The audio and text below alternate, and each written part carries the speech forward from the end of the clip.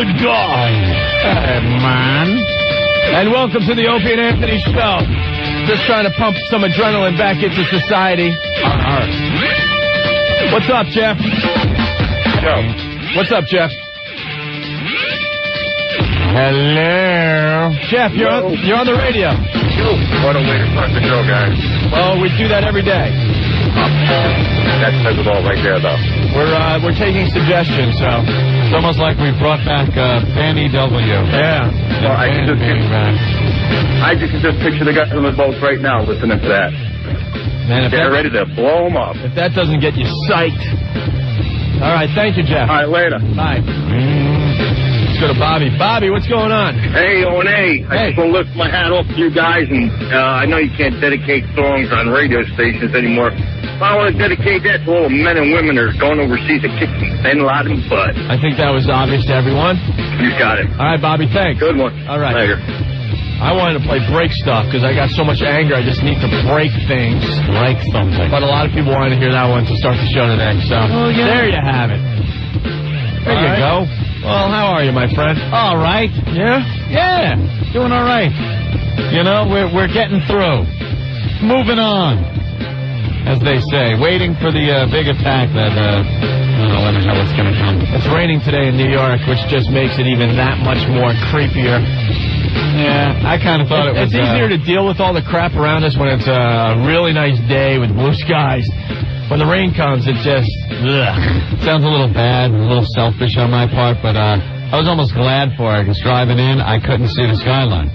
Norton, you with me on that one? Yeah, I was coming in on the BQE, yeah, and every day now, you know, it's right to my left.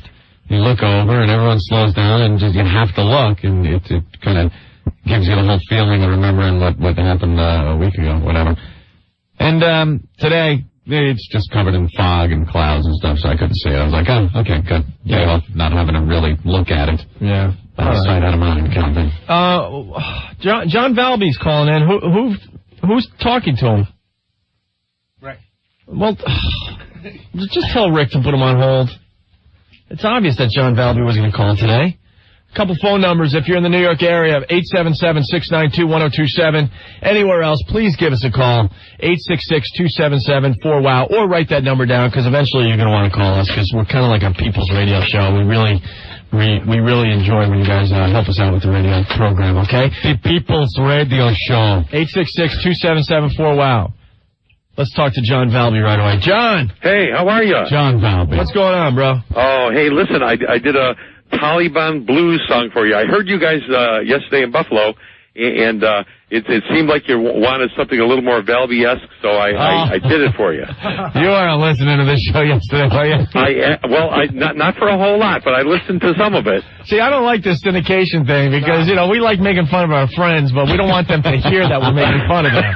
Did you like our suggestions for a couple of hey lotties and gangbangs? Yeah, I did it to the Outhouse Blues. Oh, good. I only changed the Taliban Blues and did a double verse instead of a single verse, and I think there's 4 or 5 pretty good ones in there, man. All right. Are you sending? Now I'm trying to email it to you. Yeah, we'll get it to. We could have you send it to Steve C. Yeah. He'll take care of that. But I ran into your brother. I played the Friday night after down in Wildwood, New Jersey for a fireman's thing, only they canceled the fire parade, and, you know, the firemen were sitting on their porches with the candles. It was really neat, but I saw your brother there. Oh, cool. Brother Joe? Yeah. Oh, Opie's brother? Oh, my brother? Yeah. Which one? I got about 10 or so. He was an Irish guy. Well, everyone thinks we're Irish. We're not. We're mutts. You're mutt? You're American mutt? Yeah. Yeah, me too. A little of everything. Yeah. Did he have very blonde hair? Gee, could his name have been Kevin? I have a cousin, Kevin. Was his name Quinn? You know. Was he circumcised? I have Alzheimer's. How many beers did you have when you met my so-called brother? Yeah, it was 3 or 4. I was 3 or 4 in. All right. Yeah. Early in the night. Yeah. John, people making fun of your song from yesterday. Oh, that's okay. Yeah. You know, I give it out. I got to be able to take it. You know. Yeah. All right. Well, you're gonna. You know, my wife sent that, and that was just something I was doing for myself at home, right. and And I didn't want her to send that. Ah, cool. The back pedal. Nice, John. Nice. Now, wait a minute. I'm just telling you, I wasn't putting it out. That's right. Now, now a million people have heard your work, so. Oh, well. Well, we look forward to the new one, John. Okay, yeah. All right.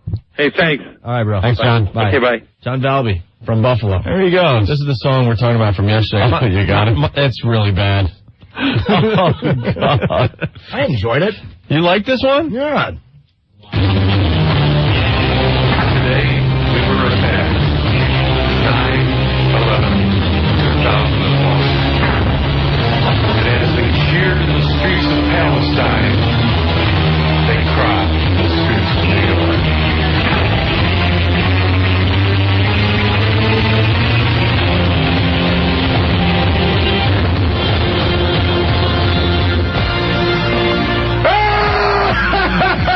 Today we stand as Americans, so proud,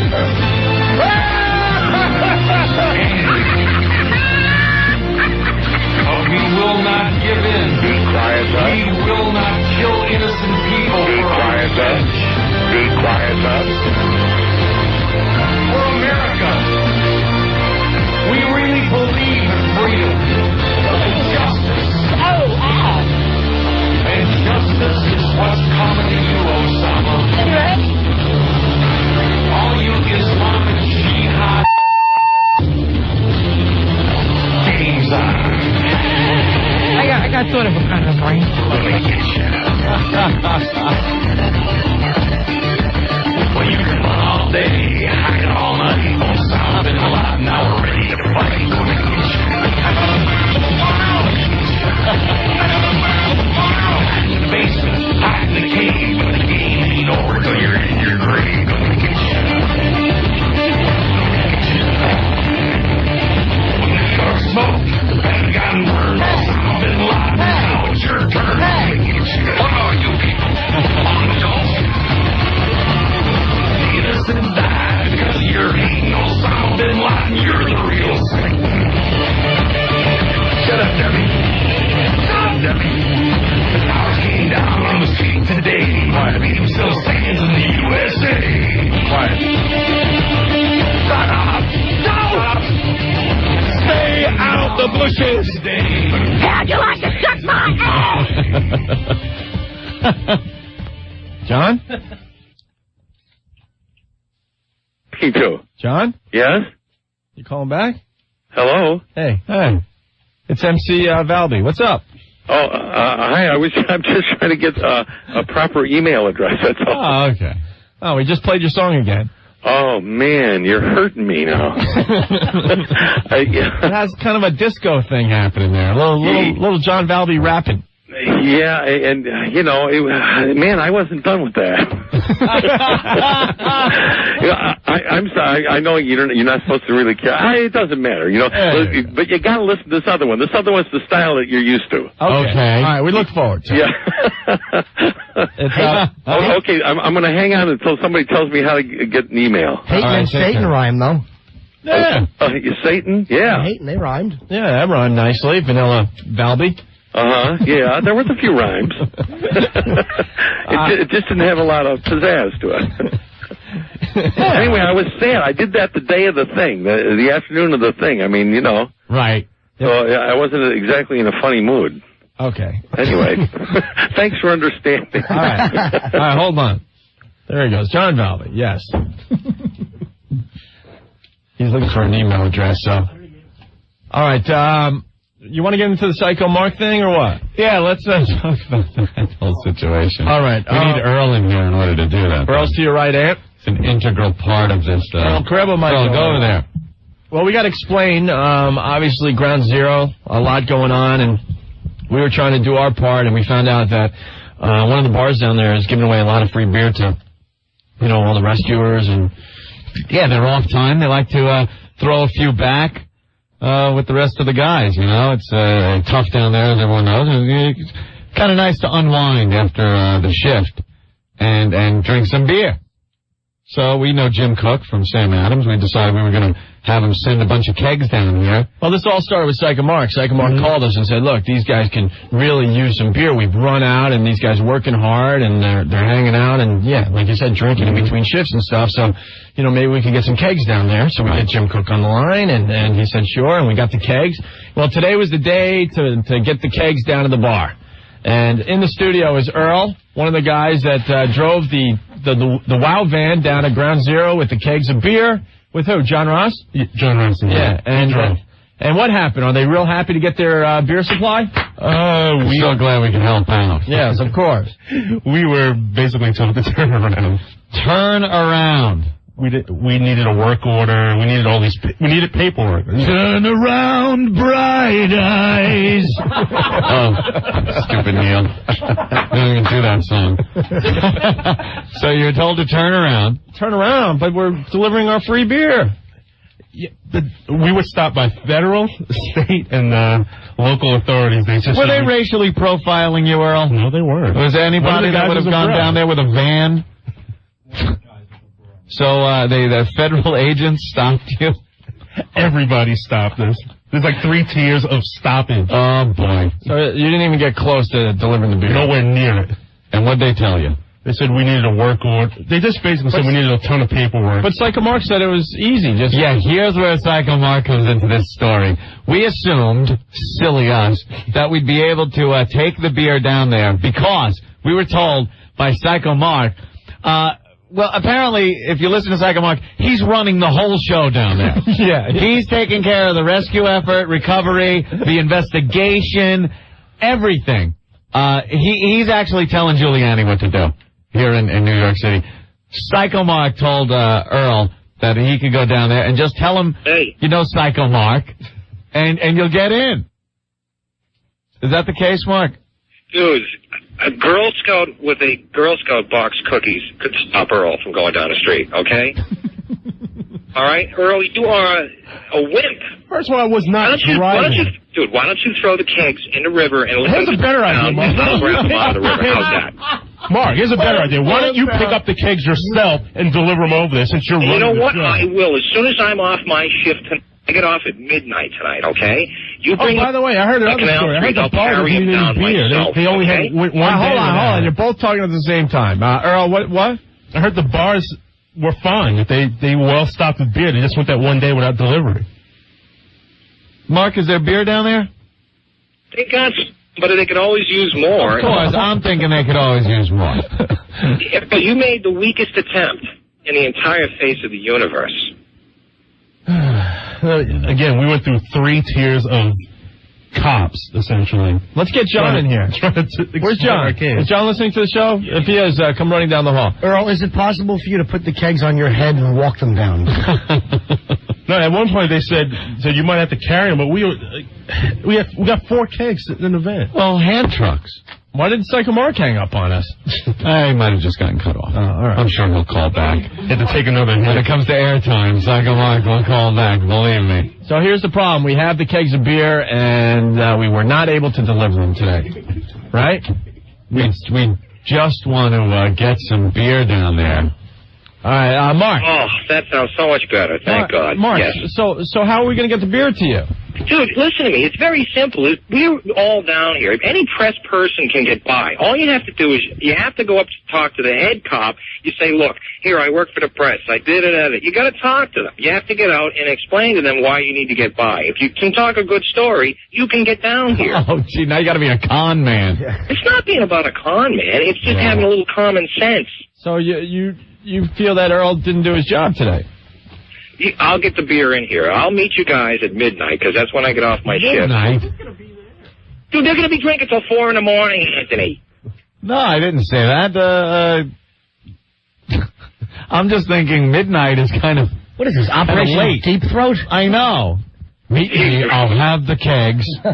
You know? Earl, did you make any attempt to try and go up? Explain our entire situation. We got stopped by here, and they turned you back, and you came crying like a girl. All right, hold on, Mark, because now John's in the studio as well, and John's saying that they got stopped by FBI agents. What did you tell them? No, we told you how to make a delivery. And what did they say? Wrong. Like you need like a PO or, you know. Work morons. did you try to tell them, look, we're from the O&A show. We got some beer for the guys. Not drop something off. It sounds like, you're sending paperwork. We had kegs in the back. They peeked their head in and looked. And they were like, no. See, you're morons. You're not making a delivery. You're bringing in needed supplies. So, Mark, where are they supposed to go with the beer? Drop them off at the bar. Look, I gave you guys this idea, okay? I'm down here. I'm busy working. Wait, I thought it was a great idea. I thought it was the bar's idea. Operation Infinite Beer. Has to take the ball and run with it, and that's Earl, or Ben or somebody. Somebody with a press pass. You can get in here. You just have to talk to the right cop. Well, we still have 4 kegs of beer that need to get down to the guys, so. Earl, could we put a mohawk on your head and some gold jewelry and you hop in the van and just go, hey, fool, I'm bringing the beer down to the boys. I pity the poor fool. Stop me from making my dreams. Can you do that?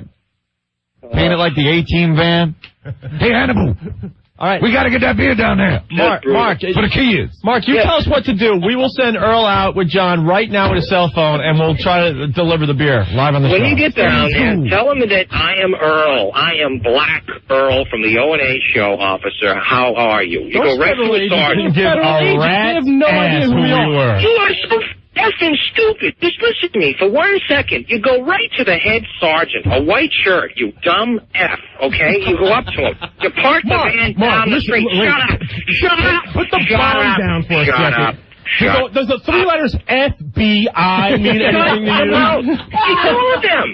Earl, you're not listening. Bureau of Investigation mean anything to you? Does automatic weapon-carrying men mean anything to you? FBI. Dude, you just Head Sergeant. FBI, the big yellow jacket, on the letters on the jacket. Don't go near them. Don't stay away from the FBI. They came up to the van, Mark.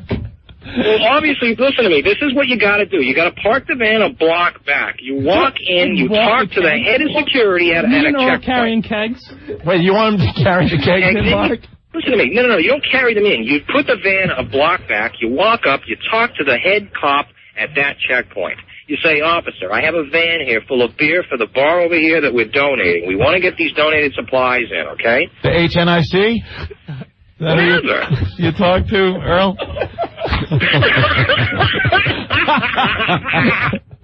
Say, brother, come on in. You got them beers and deliver them. You guys might have to try this live on the show. You know something? You really might have to go on another run now. I'm not going anywhere near. The beer's got to get through. Stay in school. Don't take drugs. How many FBI agents did you guys come across? There was at least 6 cops in the checkpoint, and I think 3 of them. There's at least 3 of them. Mark, you want to meet them at the border? It is like Border Patrol down there. I can't right now. I'm on top of the live shot right next to Liberty, One Liberty. We're looking right down inside the mess. I don't know if you see it on Fox, but I'm right behind that camera right now. We've all seen the shot. Well, no, this is a new shot we just set up today. Oh, goody. Can't wait to check this out. Yeah, Jesus, what a bonus, huh? That's what the coverage has come down to. Oh, we got a new angle. Check out this angle of the complete devastation. Well, we need to see this stuff, unfortunately, We've seen not it. going away. Yeah, but, we've seen it, but, you can't forget it. We're not going to forget it. But we need to watch. All right, how do we get the beer down? All right, the beer. Here we go. Let's get back to the beer. It's more important. Operation Infinite Beer. What do we do next? Or just to have Earl use his brain. And use a little common sense and try and finagle your way through the use thing. common sense. Yeah, when confronted by an FBI... You ran like a girl. A girl with a lollipop would have turned you away. All right, Mark, tell them exactly where to go, and we'll send them out. Come right... you got to go. It'll be hilarious. No, I want no problem. Down to the Varick Street, but again... It doesn't matter. Earl's not going. Fine, because he's not an American. Anti-American right now, Earl. Screw you! I'm not as American. New York's bravest and finest are sitting down here waiting for beers. You got to go above and beyond and get the delivery through. Yeah, Earl, everyone's going above and beyond. Dude, what do the you answer think? is not no. You don't turn around after the first guy tells you no. You take 10 more. We turn around after the 6th guy. The 3rd checkpoint. Because you guys drive in. Sorry. Whoa, All right, you guys drive in. You guys drive in with an effing black van. It looks very suspicious with the brother driving. You want to give us a new van? Okay, hold on. Mark the van says Opie and Anthony Wow on it. That's not too suspicious. I know that. But look. Vinny from Rosedale's got a great point. He goes, wait a minute. You're making my argument for me. You're doing it for me. Vinny from Rosedale says, wait a minute, isn't this the plot of Smokey and the Bandit? Which is true. Deliver the beer, and the law is trying to keep you from it. Eastbound and down, loaded up and trucking. That Earl is an attention getter. Not on my watch. The goddamn Germans got nothing to do with it. I am Sheriff Bradford. I need a Diablo sandwich and a Dr. Pepper. Make it snappy. I'm in a goddamn hurry. Earl's Jerry Reed. Marcus Burt Reynolds. There we go. What you need is a diversion vehicle, like let's say a Trans Am, and then the truck can get right through. Oh, God. We'll call him the dumbass. Earl, we'll send you down the border. You make believe you're selling drugs over to the side, and then while they're looking at you, John Rossi will sneak through while they riddle me with bullets. You know? Remember what I said, Earl? Talk to the head guy in charge, the head and in charge, okay? And go over to him and say, cuz, we got some beers in here, mofo. And we need to bring them in for the boys. You know, just a sweet talk. All right, hold on. Someone else wants in on this. Tom. Hey, Tom, you're on with Psycho Mark. Hey, guys, what's up? Dude, listen, we do shipping over here. About an hour ago, I got a fax from FEMA, and it says, don't pick up any loads, volunteer drivers, blah, blah, blah. But it says only authorized deliveries that have a manifest or bill of lading will be allowed in the disaster area. Uh-huh. That's right. Mark. Well, yes, I've heard 1,000 things like that. I don't care about no manifest. We got to get this through Hannibal for the kids. Well, this one kid, a black guy, beat the cops. Oh, ouch. Come on, look. You got to follow it up with that nasty comment. Yes, bail out. Hey. All I know is I'll get that van through at midnight as soon as I get off. That's as soon as I can get down there. All right. Mark, what's the name of this top cop, as you keep calling it? There's no top cops, Earl. You just have to go up to it. Sheriff Buford T. Justice. Sheriff Buford T. Justice. Let's set up a ramp and you can just jump over the checkpoint. I told him for knocking down mailboxes. Brought a girl across the state lines. That's the Mann Act. Opie, get him a raft and have him raft the beer in. He can come in through Battery Park. Hey, boy, I'm talking to you. Sorry, Earl, you seemed a lot taller on the radio. Hey, either that, Earl, or get a hand truck and roll the keg in. Smokey and the Bandit rules. There we go. All right, well... Operation. Just try and get it in. I mean, you guys, you can get it in. You just have to talk to the right Operation Infinite Beer is a bust. Man. It's not a bust, guys. Don't give up now. Country needs us. Terrorists are keeping beer from the people down there. Pretty much. We put our best man on the job, so obviously it's Earl. Yeah, right. Hire the handicap. They're fun to watch. How many hits you have today, Mark? How many what? How many hits you have today? 2. Me hitting myself and then me hitting you. Ooh. Oh, my God. Not enough, Earl, brother. Trust me, when you're down here, I need a lot more than just weed. All right, Mark. Thank you. Guys. Look, try and get that in, and if not, I'll meet you guys at midnight, and I will get that beer. Murdoch, get a plane. We'll fly it in. For the kids. Go get Pedro Guerrero. He can get it in. Murdoch, we got to get the beer in. Thank you, Stay Mark. in school. The kegs are waiting for you at the station.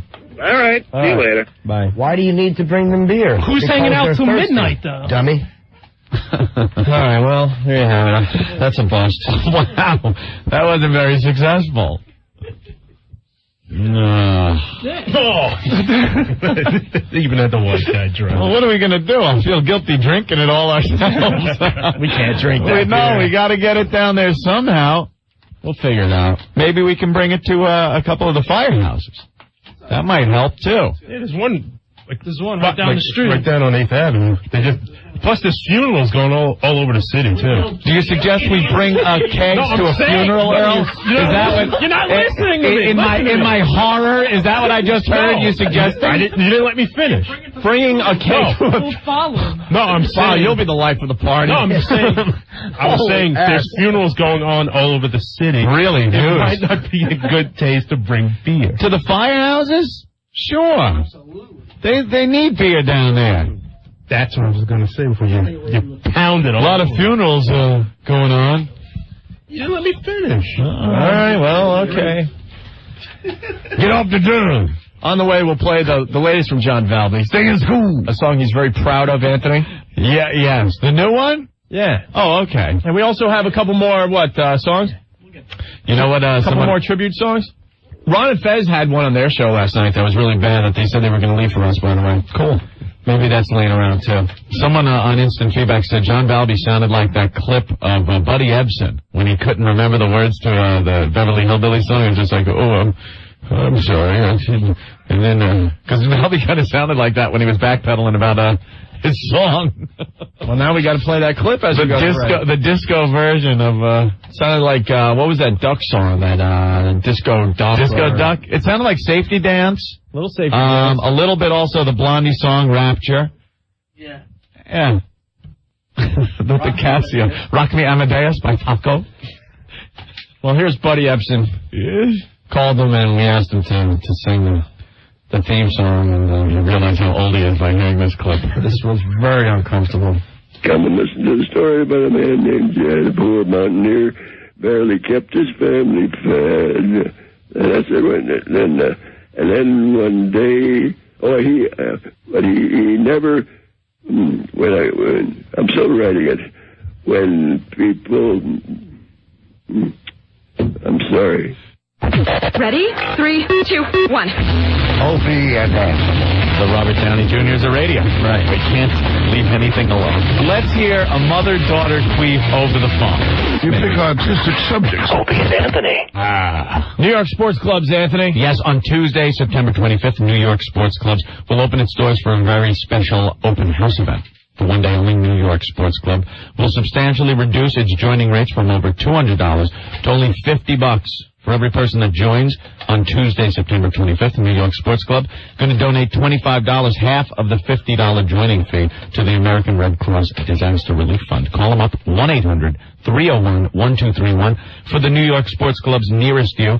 They got 75 tri-state area locations. There's one in your neighborhood, and remember, New York Sports Clubs offers only month-to-month memberships, which means none of the long-term contract hassles. Call them up, 1-800-321-1231, or go to New York Sports Clubs near you on Tuesday, September 25th, to take advantage of this special offer. Take charge of your health now and help others at the same time. New York Sports Clubs, yes, there's a million reasons to join. Opie and Anthony. 1027 WNEW. And we're back with the Opie and Anthony show. Gotta go right to every day. Oh, the phone don't work for the phone doesn't work. So we'll fix that. Hopefully, every day we say this, but same problem. Oh yeah, it's not working. Just wrecks the whole flow of the show. Okay. Oops. We'll just sit here awkwardly as we try to figure out what's wrong with the national phone line. Every day. Every day. Every day. Now we hung up on him. He had something good. That was going to lead to about 20 minutes of radio. No problem. We'll just make it up as we go along. Oh, yeah, that's him. There you go. You hear him? Thank you, Ken. That was great. Now we'll riff on that for 20 minutes. No problem. How come that happens on a daily basis? Every day. Why is that? Why does that happen every day? Like, what is it? Because, Ben, you fix it, but I don't know what it is in the first place. It get fixed because that computer screen crashed when we first started the show, so we started the show. But the computer screen didn't crash yesterday when the same exact thing happened. No, it didn't happen yesterday. We fixed it. No, it happened yesterday. You sure? Yeah. Positive. It happens every day. No, it happens every single day. We can ask the listeners. They're hearing the same exact thing every day. You go to the national, nothing. Well, basically, Ken wanted to say that, it doesn't even matter. I forgot. Earl was around during the Revolution. Oh, there he is. All right.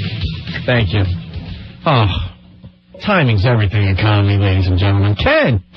Hey, Ken, you got a cute little thing about what we just did on the radio 20 minutes ago? Yeah, all right. Hey, thank God it wasn't Black Earl Revere during the Revolutionary War, or else right now we'd be a nation of bad teeth and our national dish would be kidney pie.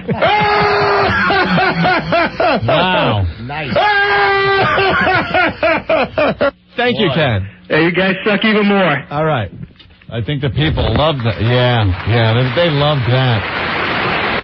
Jesus, man. See, like that quick comment from Ken would have been perfect over the Metallica music. You know what I mean? And then we get into something else. Well, you're missing the point. There's no way Earl could have been Paul Revere. His job would have been to bring the horse back into the stable. Jesus, Norton. Are they going to try to go back there? They're working on Earl. The kegs back. They're working on Earl. Earl doesn't want to go. They left? Earl somehow, I think he was probably told that he had to go. Had to go? All right, they're on their way, so we will check in with them a little later and see if we can't work our way in there. It's called Operation Infinite Beer. Infinite Beer, because when they run out of that, we'll bring more. Yeah, so this is our second try at trying to get the beer past the FBI. The FBI. Doug from Springfield, what's going on? What's up, guys? Good to hear you. You guys got to play that dice bit again today. It was hysterical. We had dice on the air yesterday for the first time in quite a while, the first time since we've been national, and the guy never disappoints. One more thing. So why do you keep giving Earl all these important things to do? Why can't you just let him, get your water, make coffee? Doug? Wow. We love making fun of Earl, but I have a feeling, and I think I could talk for all the guys today, I think this is Psycho Mark's problem. I really do. Talk to you later, guys. Okay, Pookie. How'd you like to mow my lawn? Huh? Later, guys. All right, bro. How about a Priska? Speaking of which, we saw Bill Murray downstairs. You did? I learned that he's not an actor. Really? Yeah, he was parking his car where we all park our car. We're going out for lunch, and he's getting out of his car, and he was just acting like every role you've seen him in. Really? And then I'm like, oh my God, this is not an act. He just is him on screen. He couldn't figure out, what the process was of parking his car in the garage and stuff. Oh, he didn't know. He had the big, goofy groundkeeper type hat on. Did he have that hat on? Yeah. The car hat? Yeah, or something very similar to it. Yeah, I'm looking for a ticket so I can park my car. And It looks like I'm a wreck. It's in the hole! It's in the hole! Cinderella boy, tears in his eyes, I guess. He lines up his last shot. He's got about 250 yards. He's going to use about a foot. Oh, we got a lot of that one. And then walking back from lunch, we see Colin Quinn. So it was SNL day today. He's going to come in next week. He was on the way to OTB or something. EAF from New York. Yes, you got the Hans Gruber reference. Very good. People very smart listening to this show. Hans Gruber. George, you're next on the Opie and Anthony show. Yeah, I was thinking maybe Opie could try and get the beer in there, see if he can get the DVD porn in his house. You see, you're good at... Well, actually, you got caught. So. Well, you got caught, but maybe he could get it in there. And now the porn sits in my my book bag. Now I don't know what to do with it. Send it to my house. Yeah. Where and when were you going to watch this porn? Oh. If you took it home and Sandy found it in your bag... Got my little portable DVD player. I can watch it anywhere in the house. Oh, I got it. In the bathroom. No. I'm just watching a DVD in here. Right. All right, you guys suck. Thanks. That was such a sad, pathetic story. Maybe the beer could be gotten downtown if Sandy wraps it in tinfoil and writes brownies on it. My chick makes brownies for the whole staff, doing her part. Doing her part. To make everyone feel a little bit better, and made homemade brownies and wrapped them in tin foil and cute little dishes and little notes on the tin foil. There you go. And as she's packing it into my book bag so I can bring in for all you guys, she sees my nasty, dirty DVD porn. It was up and comers, and they didn't know how to spell comers. Because it wasn't quite the way I've seen it spelled in school and stuff. Yeah, Mr. Fincher didn't teach me how to spell come that way. Comers. Yeah, I don't understand. But, yeah, she found it, and I don't know how you watch it, though. What do you mean? She passes out. Yeah, with one eye open. Catches you. I don't like those porn DVDs, man. Why? I don't, because they try to put too much into it. Like the videos, you could just get, you go to the store, you get your porn video or whatever, and you throw it in, you could go halfway through it, you could just turn it on and take up where you left off last time you were watching it for 5 minutes. The DVDs, they all, it's interactive. You get to position the girl like you want. No, I want to sit back. I don't want to have a remote in my hand. Believe me, my hands are full. I don't want a remote there. I don't want to. And then you feel bad because you don't want to touch the remote. You've had your hand on your nasty, disgusting junk, and the rest of the family and stuff has to use that remote. So you're going through the interactive DVD. Ooh, what room should I go in? You think way too much. No, the DVDs think too much. Who cares if your mom or your pops or whatever is picking up the remote? Oh, my God. You have your disgusting junk in your hand, and you're working the remote, and here's, your mom picks it up. Ooh, let me see if my programs are on today. Going with that thought, you shouldn't touch any doorknobs around here. I don't. Or just do what I do. Try not to. You have your mom sit next to you and you go, fast forward now. You are disgusting. That rocks. Hey, Michael, what's up? O&A. Yeah, what's up, Michael? You guys rock. I wanted to see if you guys heard the Bill Maher comment, that scumbag, what he said about Americans being cowards and how we bombed from 200 miles away. Yeah, the 2000. Yeah. This guy is such a... We've been telling you guys for years how much of a douchebag he is. He needs to be Dickie Betts so fast. Norton needs to go over and slap him. Dickie Betts tonight. No one likes this guy. A bunch of people will argue that he's allowed to say things like this because it's American and all that. But you know what? At this, it's a very sensitive time right now, and everyone's got to be on the same page. And he's just being a dick. Yeah, I can't believe he said it. He absolutely is allowed to say anything he wants, as we are here for the most part on our show. But the thing is, you then pay consequences. Yep. We've paid consequences for things we've said. Now he's got to pay the consequences for those remarks. What an idiot. His true colors are coming out, which I couldn't be happier about. There was a valid point to be made in part of what he was saying, but this moron, the way he says it, and other things he added in are just ridiculous. And it shows how pompous he thinks he is. Mr. Know-It-All. Yeah. He sits there during that show. And we've interviewed him. We interviewed him about... Oh, God, it's got to be 5-6 years ago. Yeah, when he was first starting the politically incorrect show. And this is the guy that wouldn't say a word. We asked him about the O.J. trial, which was going on at the time. I don't care to give my opinion on that. I don't think we should be talking about that. And we said, all right, your show is politically incorrect. Who around Hollywood or Washington do you think is being too politically correct about that? Oh, please. You got any better questions? We're on the air. Yeah. And he's saying things like, you got any better questions? How long have you guys been doing this? The truth is, 2 weeks. But that wasn't the point at the time. So we've hated this son of a bitch since then. And he hasn't worked his way into our good graces by what he's done in the past 6 years. He's a pompous buffoon who thinks he knows everything. And this time he's put his foot firmly in his mouth. Michael, take pleasure in the fact that he will pay dearly for that. Yeah, he needs to be Dickie Betts very fast. He will pay dearly for that. Norton rules. Keep up the good work. Because Anthony said it. I mean, there are consequences, you got to understand the consequences for some of the things you say. What he said, paraphrasing, pretty much that the terrorists are being called, it was being called a cowardly act because of the killing of innocent people.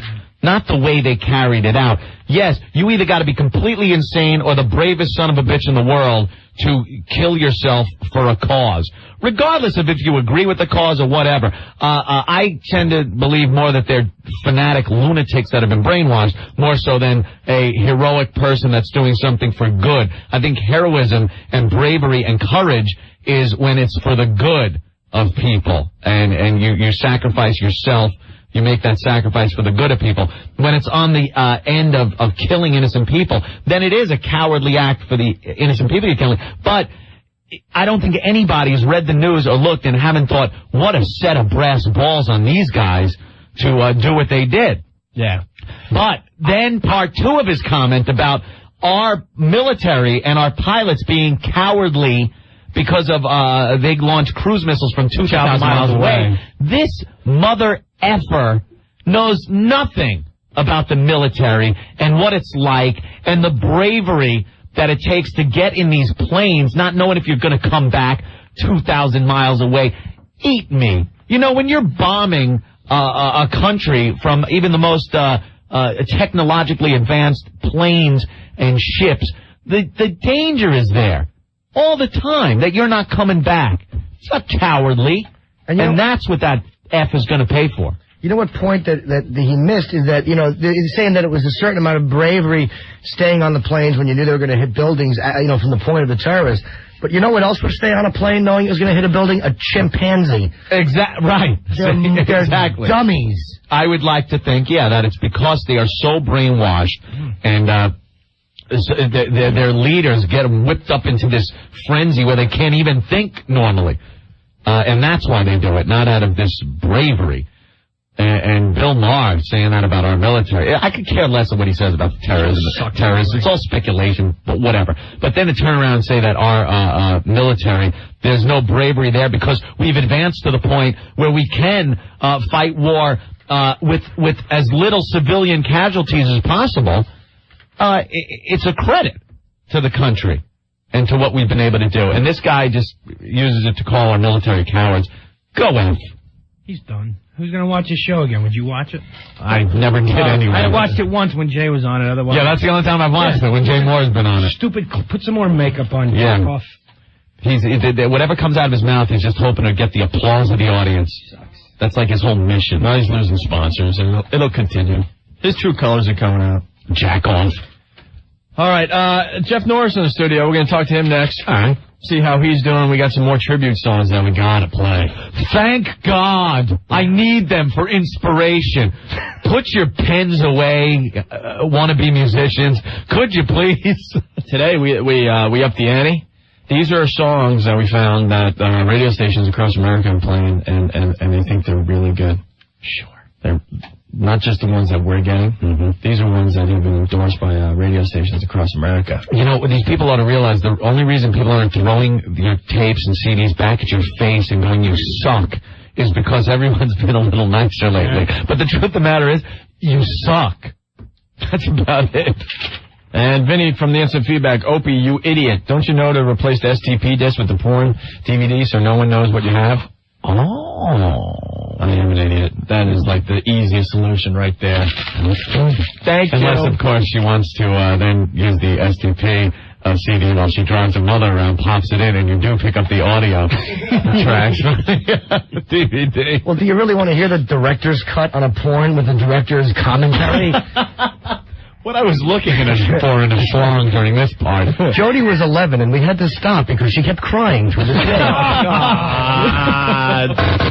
Opie and Anthony. We can't let these people reproduce. How did we know class? In the toilet. Never work in this town again. Disgusting. How did they let this on the air? We suck. Everyone hates us. Childish.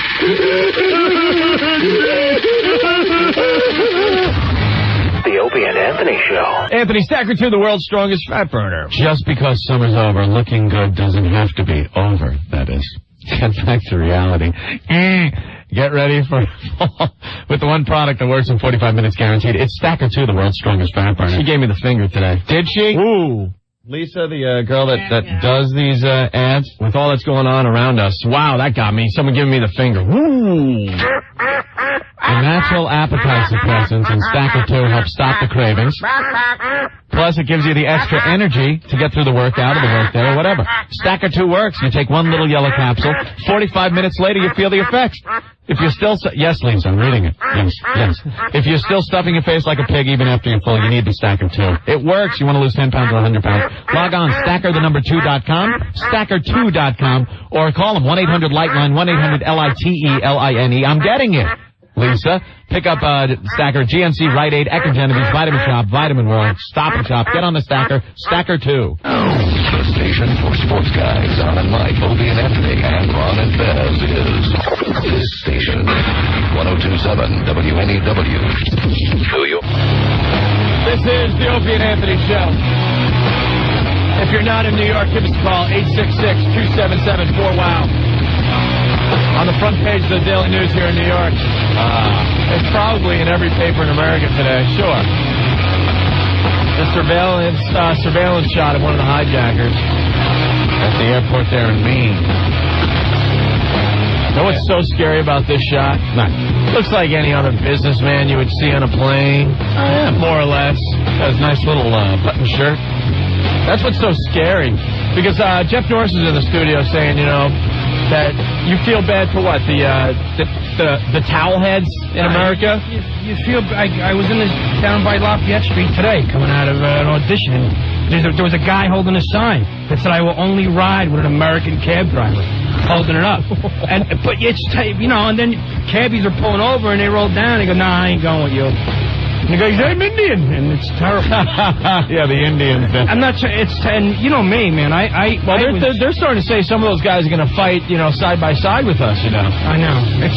We're going to have Christians and Jews and Muslims fighting side by side by side. Yeah.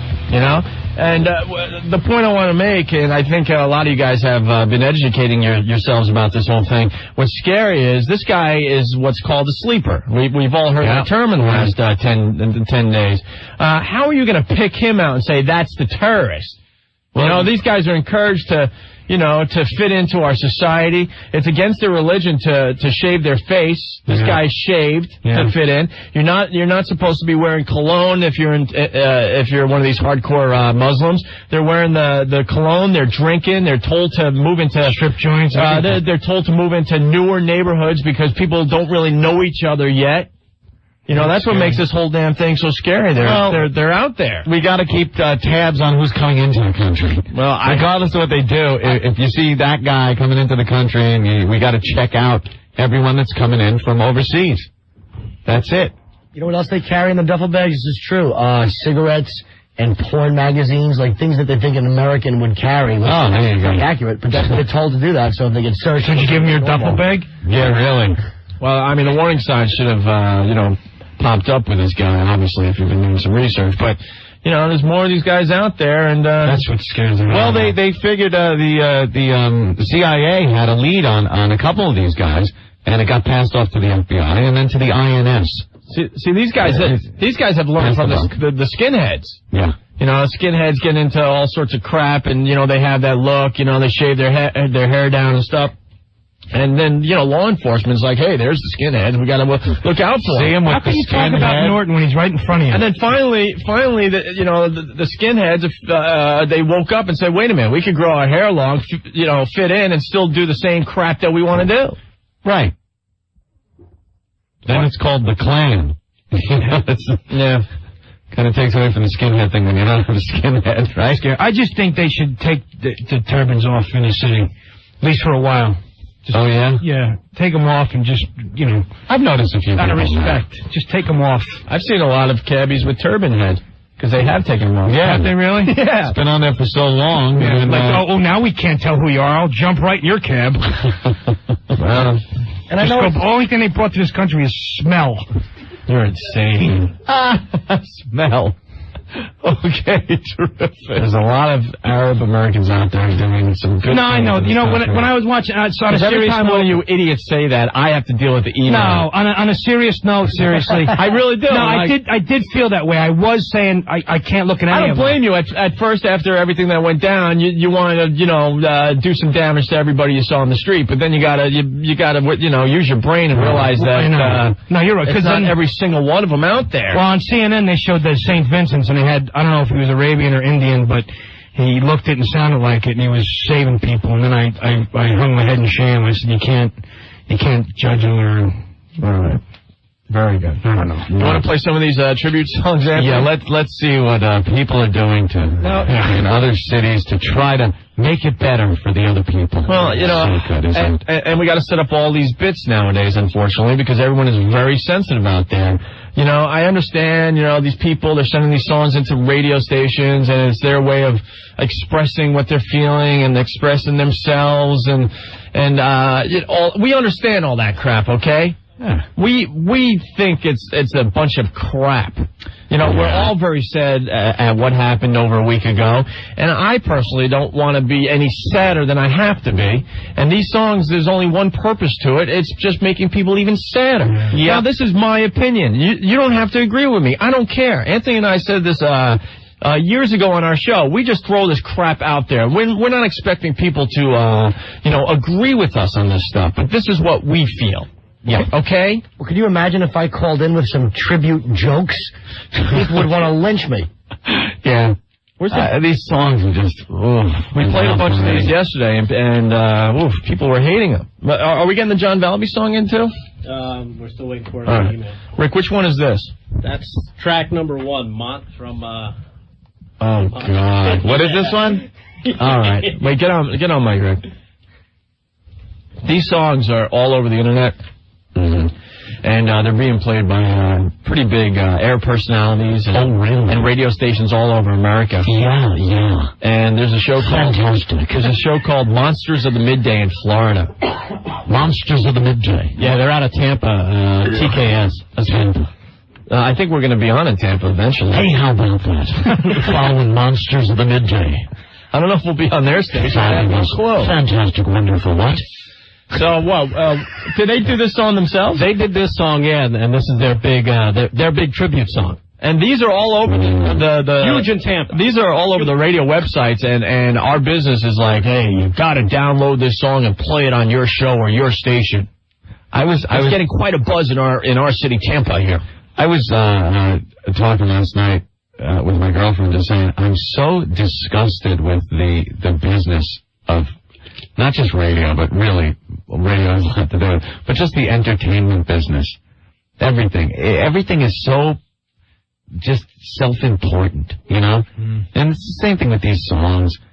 They throw them together, and you know that they're just meeting with each other, and hey, that's a good one.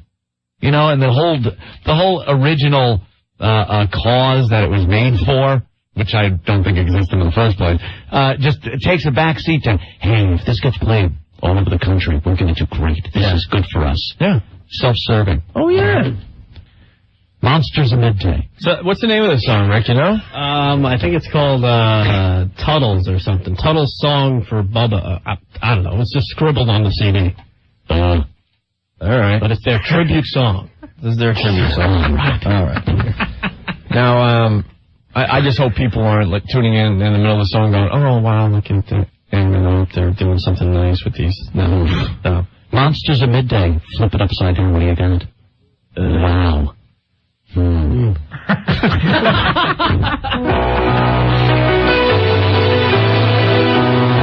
Goodbye, England's Rose. Yeah, another one that sounds like that. Didn't we hear this yesterday? No? It was the one that turned into the hip-hop thing.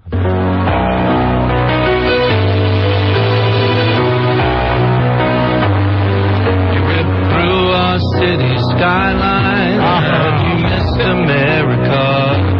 You brought down our nation's airlines, but you missed America. You can go insane and kill and maim and set our flag aflame. We will never fall. We don't live in America. So you can't hurt us at all. Can you play the Rick It's America. Can you play that instead? That lives in us. It's a spirit, it's a feeling that you can never touch. 'Cause we don't live in America. We don't. Wait, the problem is we do live in America. Yeah, we do. See, what he's saying, Opie, is we don't live in America. America lives in us. Yes. Yes. Live there because America lives in us. I see. Middle of the song, applause break. The bad Billy Joel impression. Yeah. Now our nation stands united because you miss America. We are brothers undivided because you missed America. He means the heart. You can come around and tear our buildings down and burn them to the ground. No, but we'd rather you don't. Yeah, no, you can't come here and do that, you idiot! Was he just giving permission? Yeah, I don't care what he says after that phrase. You can't do that ever. Tampa stinks. Miss America. Try to stay on the friggin' note, my friend.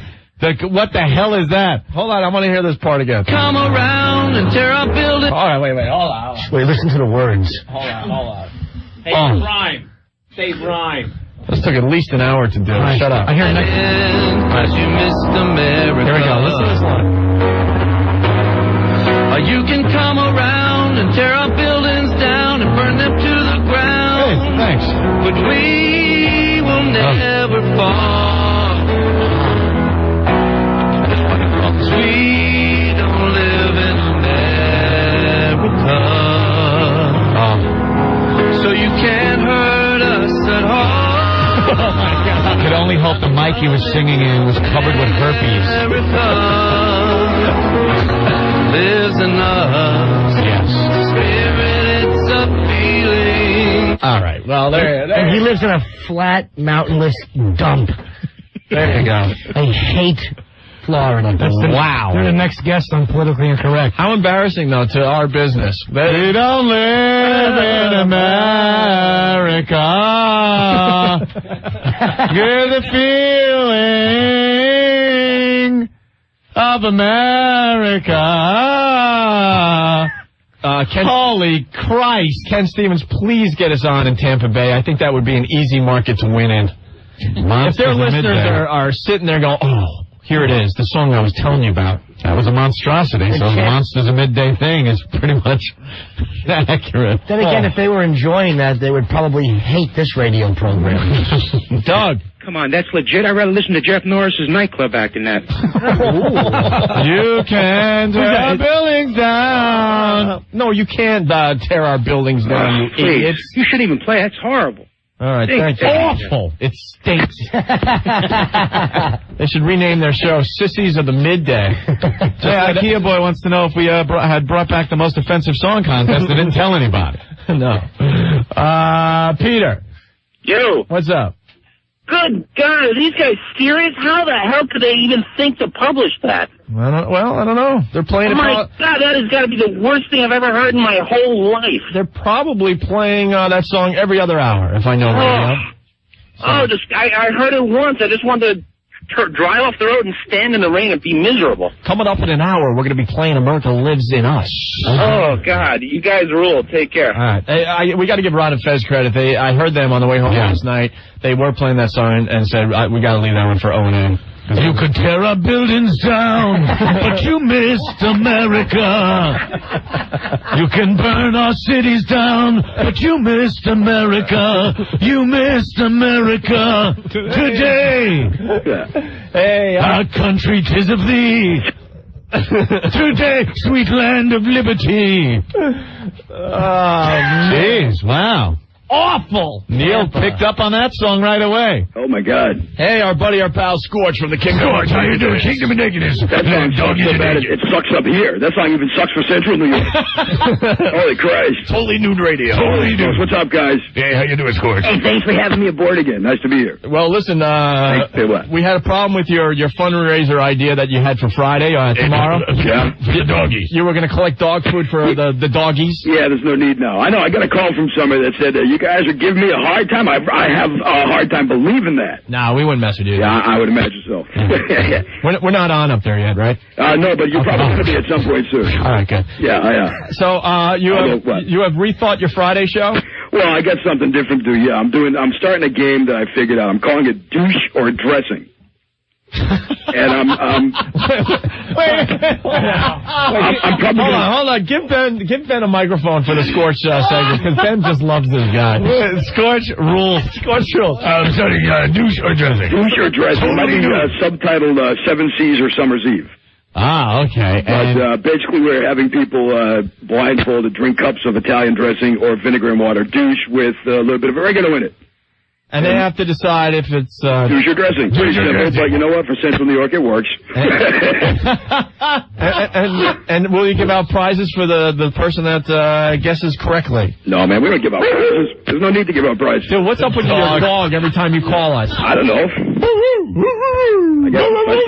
I still have my wolf that you guys knew I had, and I got a pit bull, so who knows who's playing. Scorch, let me play devil's advocate with your brand new bit, okay? Yeah. Douche or dressing. Please. How many people are you going to have doing this? Who knows? Probably maybe 15 throughout the morning. 15 people throughout the morning, okay. Don't you think after the first or second it's going to kind of get old real fast? No, not if I change the douche and or the dressing, no. There you go. So what type of douche do they have besides the water? Well, they got vinegar and water. I would imagine they have some sort of herbal douche, I think. I would think, yeah. Scorch, is douche poisonous to be ingested? I don't. Who cares? You didn't look into the whole angle of maybe one of your people. It's just seriously, who cares? Dude, how many hits did you have when you came up with this brilliant idea? That could have been, I think I was coming back from your studio, actually. So who knows? I was with the stoners that day, so Lord only knows. I like douche or dressing, Opie. What's your problem with it? Can we steal the douche or dressing idea? See, you can definitely steal that, but let me explain something. You ask me all the time what I do on my show. Your show's nationwide. Am I going to tell you my stories so everybody nationwide can steal all of my fun things I do? Hell no. I have a feeling the monsters of the midday will be stealing douche or dressing. That's pretty funny. That was a god-awful tune. I can send you one. Let me find one. This guy came into the station the other day and sang this song that was just so totally god-awful. Makes that one sound like a Grammy winner. And were you live on the air when he was doing it, and you had to make believe it was good? Well, I didn't make believe it was good. Good. I had to be live. It was just awful. Yeah. But, what else we got coming up tomorrow? Tomorrow we got Kurt Angle and Steve Austin coming up because of the thing on Sunday, Unforgiven. Hold on, time out. What? You're interviewing Steve Austin tomorrow? Yeah. Dude, we've been in New York for 3 years. We've never gotten Steve Austin on our show. I work with the WWF, though, so I can... There's the angle. There's the angle. I think we got Shane O'Mac today. That's cool, though. He's the man. He's a good man. We like the Shano. Yeah, Shano's a good man. Other than that, really not much. We might do something with Gooner. I don't know. Gooner came down in my version of Stinky. Right.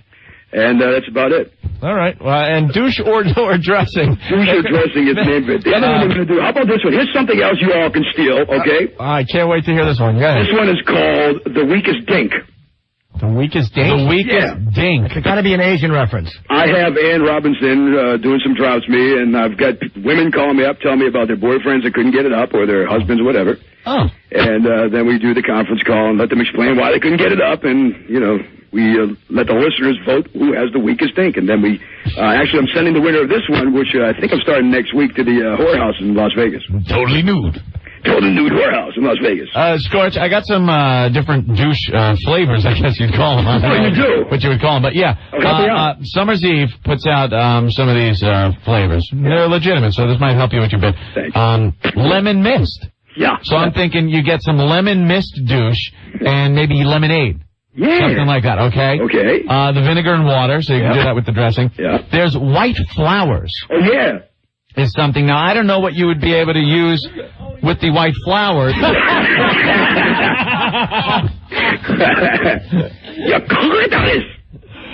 Oh, my goodness gracious. Funny. White flowers. I don't know what you could use for that.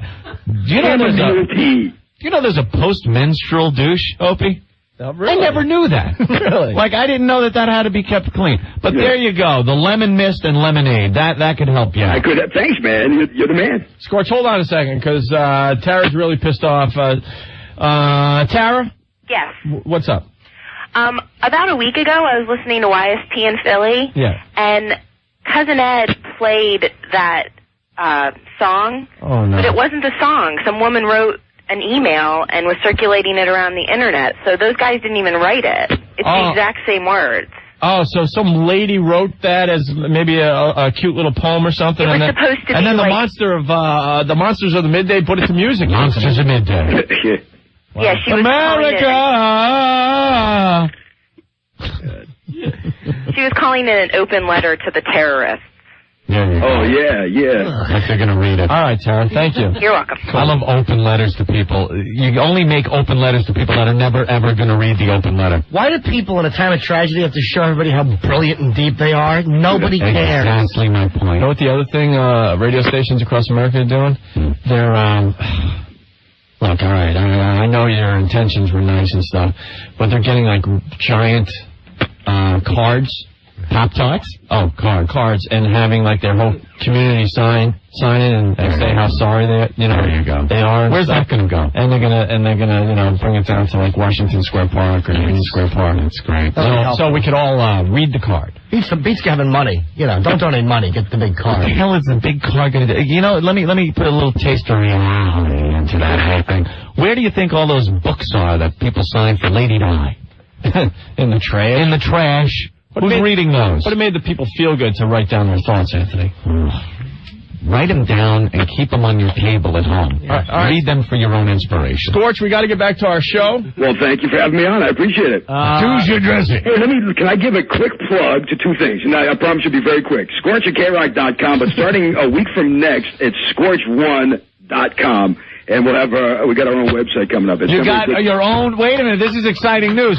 Scorch1 at just the number one, or do you spell it? Scorch1.com. Who the hell has Scorch.com? Actually, a company out of Canada has Scorch.com. Sons of bitches. Sons of bitches. They're not even nude, and they're using Scorch. Bastards. Sons of bitches. Do they sell douche or dressing? Yeah, that would be a coincidence and a half, wouldn't it? It certainly was. Scorch1.com. Scorch. When can we look forward to seeing Scorch1.com? That should be up by October 1st. And one more thing. Sunday's my birthday, so I want everybody to email me up to the radio station and say happy birthday. Sunday. Happy totally nude birthday. Hey, Scorch, man, you're coming up with those great ideas. The week is dink and douche or dressing. Pittsburgh should be calling soon. Pittsburgh, thanks. Oh, you suck, Opie. I love you guys. Thanks. Scorch. Peace out, boys. Scorch from the Kingdom of Nakedness. Totally nude radio. Totally nude. Nude. Bye, Scorch. Bye, guys. We love that. Douche or dressing. Yeah, I just picture this. Hey, we ride him hard, but just think of this. He's syndicated through our show. Here's what I picture. 15 cities just heard him. Yes. Scorch laying in bed. He's been up all night. It's maybe 2 a.m. Pitch black. And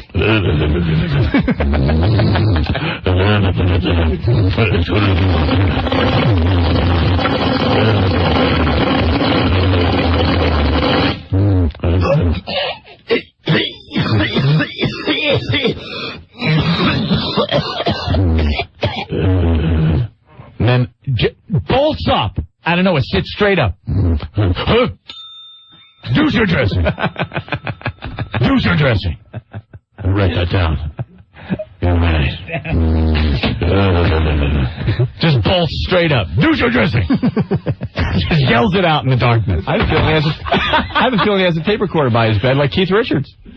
Because he's not going to remember these ideas when he wakes up. I think I woke up in the middle of the night with an idea. I'm not sure, though. Thank God I have this new cassette recorder. Let me just hit play here. Hey, Scorch, it's me, Scorch. You were just asleep, but now you're awake, and I'm not sure you're going to remember this. Douche or dressing? Douche or dressing? Oh, wait, I fell asleep. Let me hit off. Douche or dressing? The guy's a goddamn genius. We love this, Scorch. There's tragedy and turmoil everywhere. Douche or dressing? Okay. Do they really have lemonade-flavored douche, or are you joking? Lemon, yeah. Lemon mist. It's always got to be something nice. Something crisp and clean. You guys, we still have 4... Country Waterfall. We still have 4 songs to play. Putting the accent on cunch. Country Waterfall. I said cunch. The lemonade one is nice. You apply it, and then you lay back, and you charge 5 cents a lick. Hot summer day. Let the kids build a stand. I don't know what that means. Yeah? Sure. All right, we'll see what happens. We got 4 more tribute songs to get to. Did we find the new John Valby song? Not yet. John's got some weird internet problems. Valby, he can't figure out how to email us the song, I guess. He's been emailing me for days. All right, more really bad tribute songs on the way.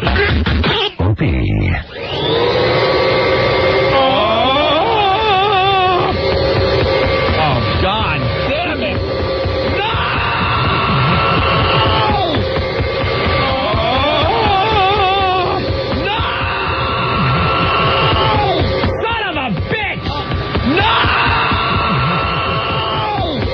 God damn it! No! Turn it off! Turn it off! Opie and Anthony. I'm a mental case. Yeah. Hey, Anthony, WWF. Suppositories or peanut M&Ms? It's a great idea. Maybe. Yeah, last Monday on Raw, Kurt Angle drove Stone Cold Steve Austin right to the edge. Can Stone Cold beat the Olympic hero? The Rattlesnake will do anything to foil Kurt's attempt to capture the WWF Championship. Tune in to WWF SmackDown tonight at 8 on UPN. It took Stephanie McMahon, Helmsley Test, Shane McMahon, and Booker T to bring down The Rock on Raw. How will the WCW champion The Rock deal with the Alliance on SmackDown tonight? Plus, the 7-time tag team champs, Edge and Christian, have now gone their separate ways. Christian believes whatever Edge can do, he can do better.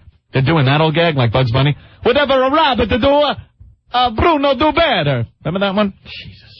How can they take this family feud to a whole new level? Tonight on SmackDown, WWF, Unforgiven, just 3 days before Unforgiven, will Stone Cold Steve Austin be hell-bent on revenge? You know all the storylines. It's great. Check it out on UPN. It's WWF SmackDown tonight at 8. WNEW. Come on and kick me. I've got my eyes wide. I've got my big G's. I've got my hash pipes in America. I've got my hash pipe. I've got my hash pipes today.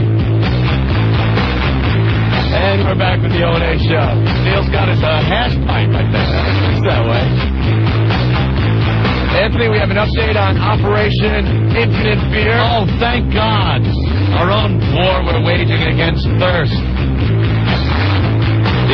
All we're trying to do is get a few cakes from Sam Adams down to Ground Zero. To the emergency workers down there, working hard. They get done with their shift. They want to drink some beer. And we're going to give them some. This all started with Psycho Mark saying a bar was running out of beer. We're like, well, this is the least we could do is make sure the fire guys and everyone else down there, the policemen and the FBI and whoever else has free beer to drink, right? Exactly. Earl went down earlier with all the kegs of beer, and he had no luck. And he was turned away by many different police organizations, federal, state, and local authorities.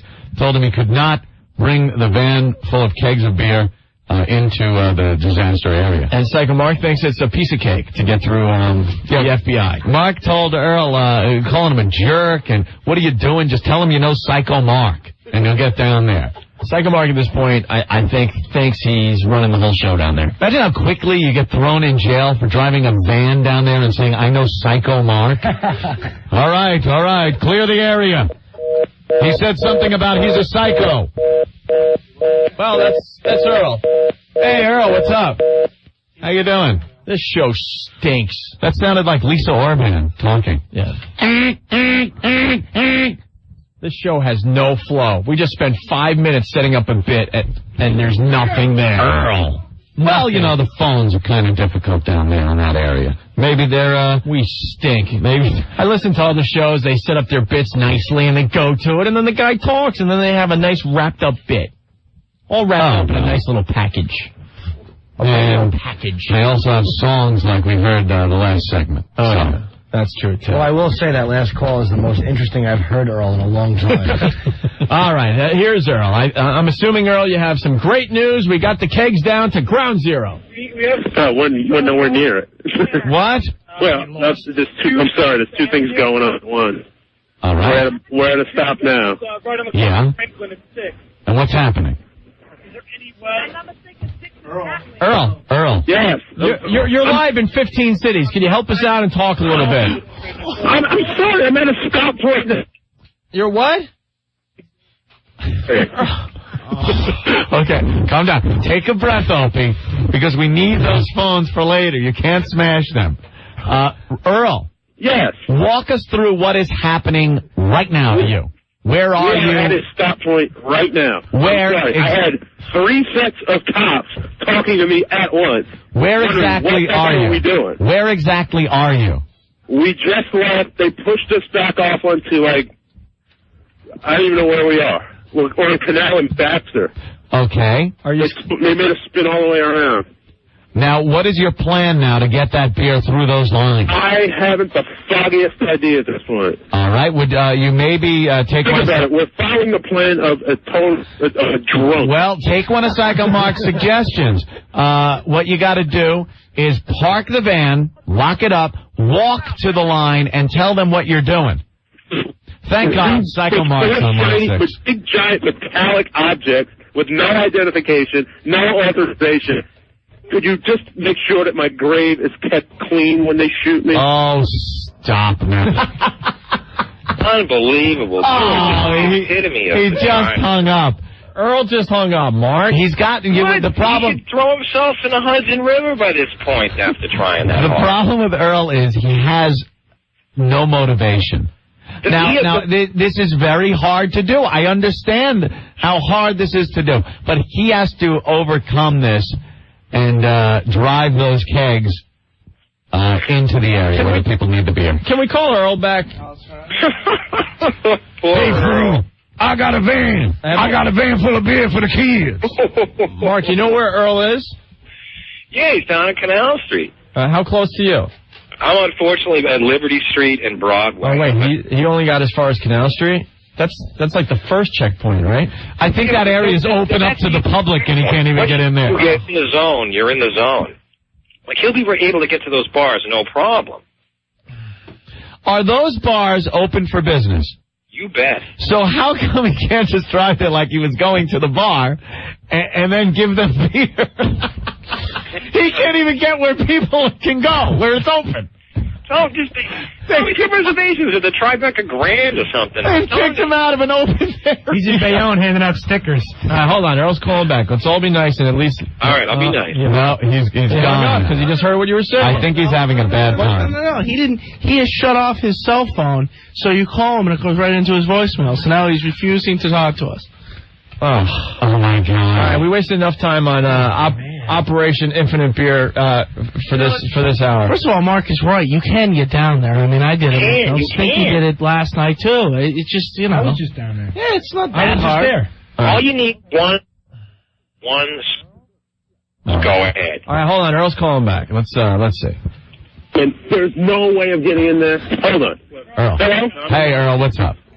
I am on the, I don't know where we are, but I'm standing in front of a fine state trooper and a fine New York City police officer. They just told us we can't get through. There's traffic for miles. I am coming back to the radio. No, hold on. They have to go themselves. Hold on, Earl, hold on. Can we talk to the new NYPD? Peel a banana. Earl. Yes. Can we talk to the NYPD? They refuse to talk. I'm not going to talk to you guys on the phone. Exactly. Well, you've told them what your mission is? Earl, aren't we trying to get this beer to a bar that is open to the public? I don't know! What are they telling you now? Earl, what are they telling you? It's really backed up and we're going to have to go all the way down and loop around. Maybe. Whatever it takes. Then do whatever you're for. What, Earl? We're going back. Screw this. No, they told you. We're not going back. Hey, Earl, they need the beer. You got to go loop around. Loop around. They said, shoot him right now. They said, shoot him now. Kick him out. They said loop around. Breaker, for the bandit. Put the pedal to the metal. We got Smokies. You are so stupid. I'm going to take you and clock you in the head. All right, Earl, you still on the line? Earl?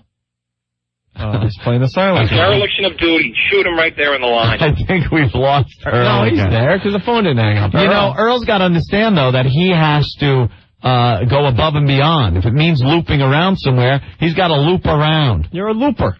An expediter. He's got to do that. If the cops tell him he's got to go somewhere else, he's got to go somewhere else. He can't just run back here with all the beer. What's he doing? And before he goes, this he can't is just drive up. Earl, I know you're there. Your phone didn't hang up. Somebody can say, hey. All right, Mark, your phone. All right, Mark, your phone. Can't he just carry and travel by tree limb? Oh, man. All right, I just hung up. That's the latest on Operation. What? I don't think it's working. Don't say that crap. I didn't say that. Operation Infinite Beer. I don't think it's working. No. What happened? Anthony's ex-mother-in-law would have got the beer there. I would have gotten a box of wine. 3 rights. 3 rights make a left, Earl. That's all you gotta remember. 3 rights make a left. And if I was there, I would make sure the firefighters got boxes of wine so they could enjoy it. Maybe some Grandma-Yay. But, Earl, if you're listening to me, take the van and make 3 rights because that's a left-hand turn.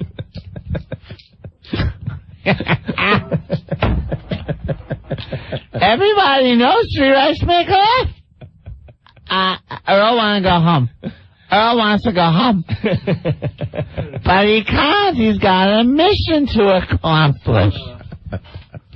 I don't understand why he can't deliver the beer. He ought to be able to... I'll come up and drive boxes of wine across the line for the firemen. Thank you. All right. Wow. Can we get back to the tribute songs? God, yes, please. Rick is busy downloading more, Anthony. Oh, there's billions of these. Put one with a lot of meaning. Sorry. This is one that was sent to us called American. American. By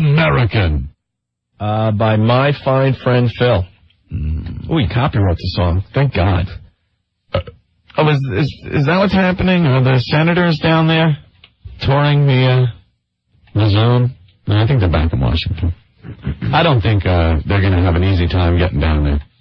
Is this Earl calling back? Hold on a second. No. Wonder. Okay. So here's another bad tribute song, Anthony.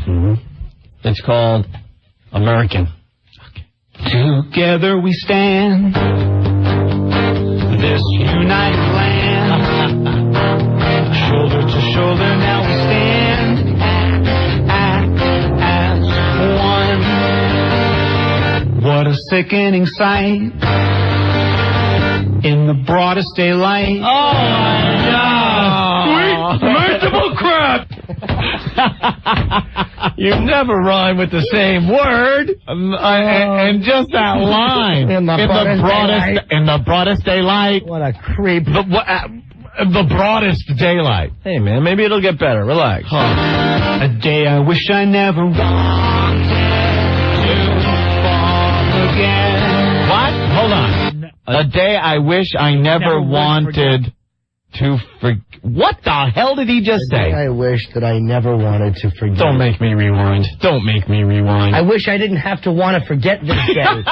Is what he's saying poetically. Don't make me rewind. Let's move forward. Can you explain it to me, please? Think this will bring us to our knees. We need some cheese. A sleeping giant is awake and wants a fight.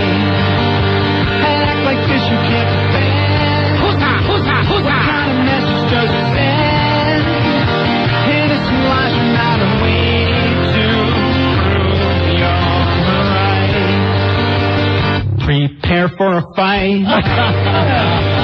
You asked for it right. You asked for it right. You got it coming and there's nowhere you can hide. Shut up! As long as it takes. The effort will make. Oh, man. Why doesn't he rhyme something with stinks? I used to hand in stuff like this to my third grade teacher, and she would openly laugh at me. That's This awful. is some really bad stuff. Southern man. Ugh.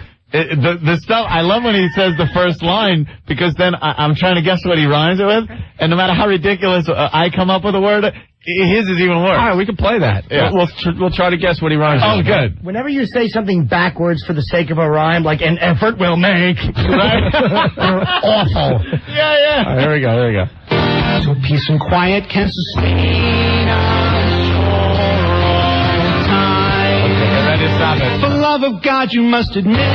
Okay, the S word. No. Yeah, I was going to say that. We're going to go and beat their... No, we won't take it. Admit. It. They're going to quit. It. We'll never quit. We'll never quit. I'm going to go with quit. What are you going with? I got it. Yeah, okay. This is a new game. What's in your pants? Yeah, we'll go with quit. I got it. There must be better ways than this. This don't even rhyme, you jackass. You're wrecking the game. Wait, what did he say there? There must be better ways. There must be better ways than this. What did he whine there? Admit and this. Yeah. All right, well, let's try the next line. I can't believe your God endorses All right, get ready. and I will honestly confess. All right, confess. Mess. Mess. This is one hell of a mess. Something a mess? No. I will honestly confess that I suck so badly I should be wearing a dress. I will honestly confess that America's the best. Something about best? I have to go with us you shouldn't mess. I'm Yeah. turning it around. Again. Nice, Norton. Remember, he's not rhyming sometimes. I know. He can throw you off. We're going with the rhyme this time, and let's all go with mess. I'm going to say best. Best. Yeah. I'm going with mess with Norton. Mess? Yeah, I'm going to say it's I'm gonna- mess. With us you shouldn't mess. All right, here we go. I have no knowledge of your quest. What is quest? What the awful? I have no knowledge of your quest. When was the last time you heard the word quest? Quest. He talks like C-3PO. I have no knowledge of your quest. Shut up, R2. I have no knowledge of your quest. He's a creep. All right, we might have one more rhyme. I hope so. But suddenly I find myself right in your way.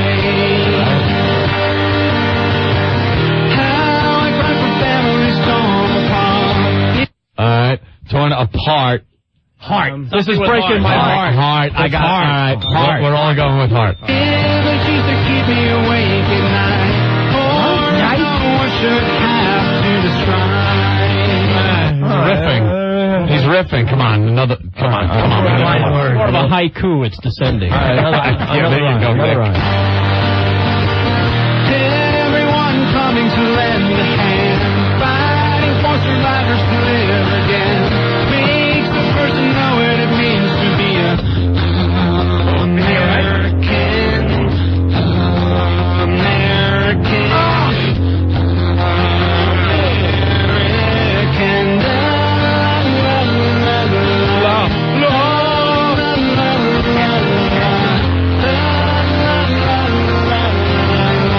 A little secret when you hear a song with la la la's in it, that the artist just ran out of words. La la la la la la la la la la la. Can you explain it to me, please? All right, please. Knees. Something about being brought to their knees. I want a sandwich with some cheese. Disease. Please. Please.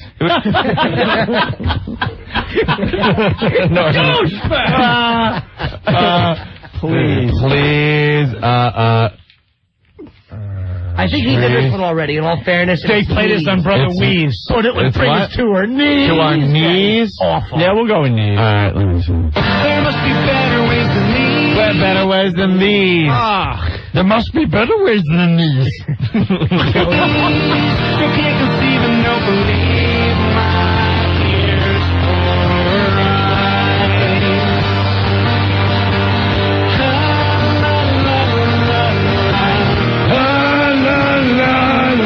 We're American.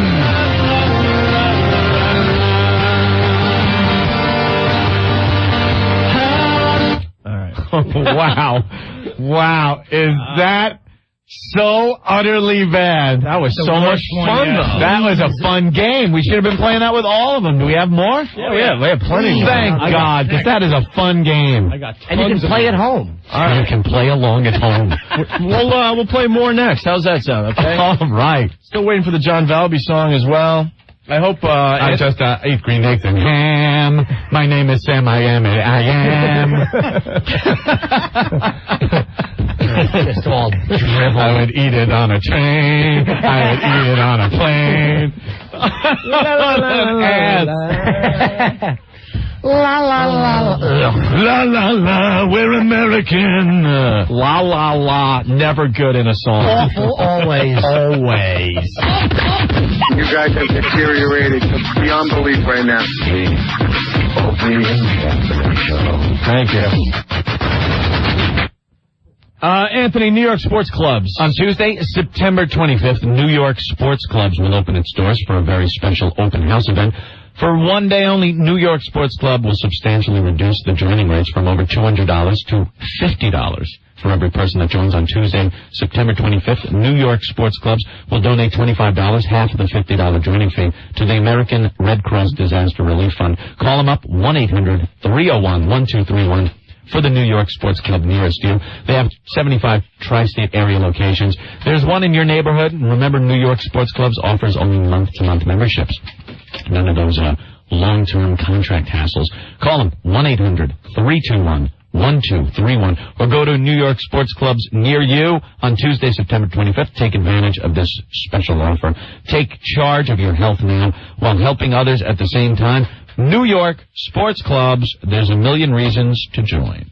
Now, the station for sports guys, Don and Mike, Opie and Anthony, and Ron and Fez is this station, 102.7 WNEW, New York. And we're back with the Opie and Anthony show. Oi! Doucher dressing. Doucher dressing. Doucher dressing. Doucher dressing. Doucher dressing. Doucher dressing. Totally new doucher dressing. Holy Stone Radio. Doucher dressing. I got an idea, guys. Doucher dressing. Shane McMahon calling in real soon. Oh, yeah?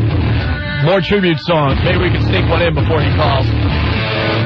Also, the latest on Ground Zero. The mayor just had a press conference. The number of missing just going up again. For the last few days, it was 5,400 missing. Yeah. Well, they upped that total. Casually, another 900 people. I don't understand how the missing toll goes up over a week after this happens. Like, who didn't notice that 900 people are missing for a week? Well, over a week. But like, I would think the missing total would pretty much stay the same. But if it's someone close to you, it's not your first thing to, fill a missing persons report or whatever. What do you mean? I think that's how they're keeping track of this. By missing person reports. I think. Yeah. I don't know. Maybe someone could explain this, but it's a casual. We'll get 500 different answers, none of which will be right, so. All right, but it just casually went up 900, so instead of 5,400 missing, now the mayor's saying 6,300 missing. Jesus. And he also announced that 6,200 injured from the attack. Unbelievable. Mm-hmm. So, well, hopefully we'll do something soon. Doesn't look like it, though. Don't look like it. I heard some stuff that I didn't like this afternoon. I was listening to someone giving a speech. I've lost track of who all these people are anyway. Talking about how we got to be patient again, and that this is a battle that has to be fought on many different fronts. I understand all that stuff, but it's almost sounding like, don't expect us to go in there and bomb the hell out of people. Because we're going to be doing other things.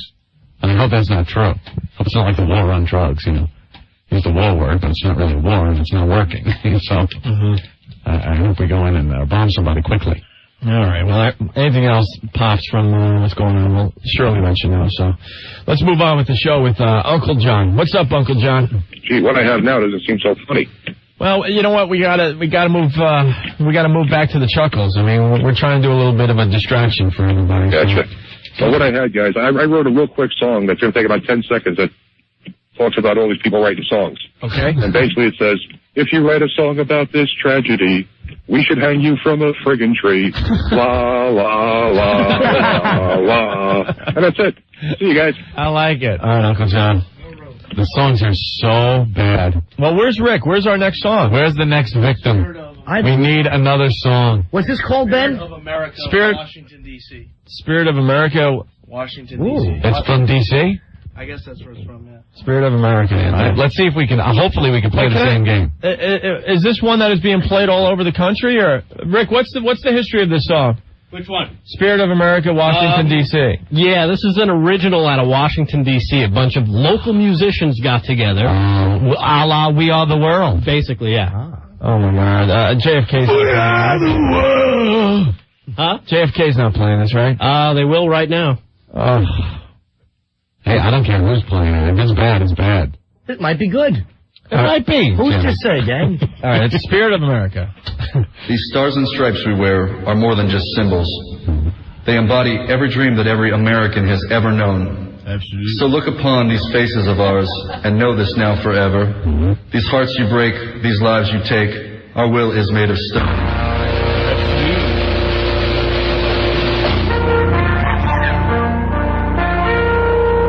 Private Pile.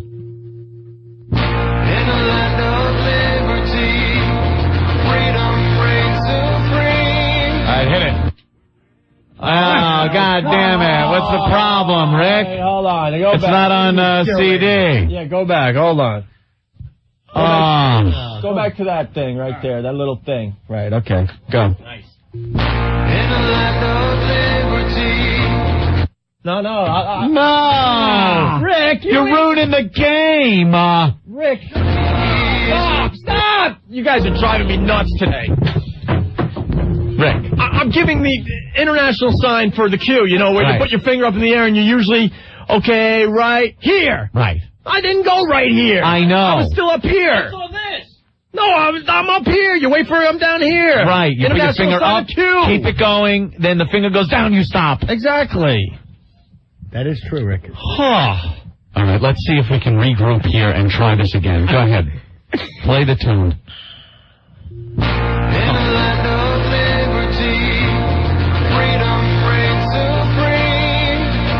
There you go. Okay. So the word we're working on is Supreme. We're doing the rhyming game Supreme, again? Yeah. Redeem. Oh, that's good. That's good. Face full of cream. No, it's not a porno song, Norton. Dream. You know Dream. what? Big Kev in the back. Dream. Big Kev. Nice call. I'm going with Big Kev and Dream. Redeem or Dream? Oh, wait, what was the line again? We live free or something redeem. I'm not listening. I don't care because it never makes sense when you take in the context of the song. All right, so what are we going with? I'm going with Dream. Okay. Redeem. We're red and white and blue and black and yellow melt like rain. What? Rain. Like rain? There was no rhyme. Oh, you can't do it with a damn song that doesn't rhyme. You know what? Play a little bit of it so we get the gist of how it's structured. Let's get a little vibe here. All right, let's go. Let's see how it's structured. The power that defines our people has a name. America. Monotony. They can try to burn our flags and shake our soul. Okay. The fabric that we're made of is too strong. They can topple 100-story buildings to the ground. Yeah? The record skipping, hit it. That's all you say? They can? We have lost our fellow brothers throughout the years. And at times it seems Tears. even up the queers. No! Like a million stars that glows for all the world to see. VD. We lift our hearts with passion burning endlessly. See, he rhymed it that time. This is so bad. It's droning. It's like I picture this going through the heads of the soldiers during the Bataan Death March. And they're playing that song. You hear that? They're playing that song all over Washington, huh? I'll be honest, I don't think that one stinks. I'm not crazy for it, but I don't hate it. Dude, it's like... That's hard. It wasn't as predictable, though, as the other ones. Well, I'll give him an A on unpredictability, but... Here's something. Finish a sentence. You got to finish your sentence. I'll agree with that. I'll agree in certain words. Run-on sentences never good. I'll say equally stinks. Yeah, but in a different way. I don't like that one. I can't go with that, although I can understand. Out of all of them, why I think that was the best out of all of them. Yeah. Oh my God, you guys! No, but if they're all bad, you gotta have one good one. No, I'm Tom. not saying it's It's like the difference between dog crap and cat crap. Hold on. Okay. Same thing. One will taste better. Both awful. But one will slide down the palate a little easier. Oh, God. All right, Tom from the NYPD. What's up? I'm not from NYPD. I'm from about 40 minutes out of there.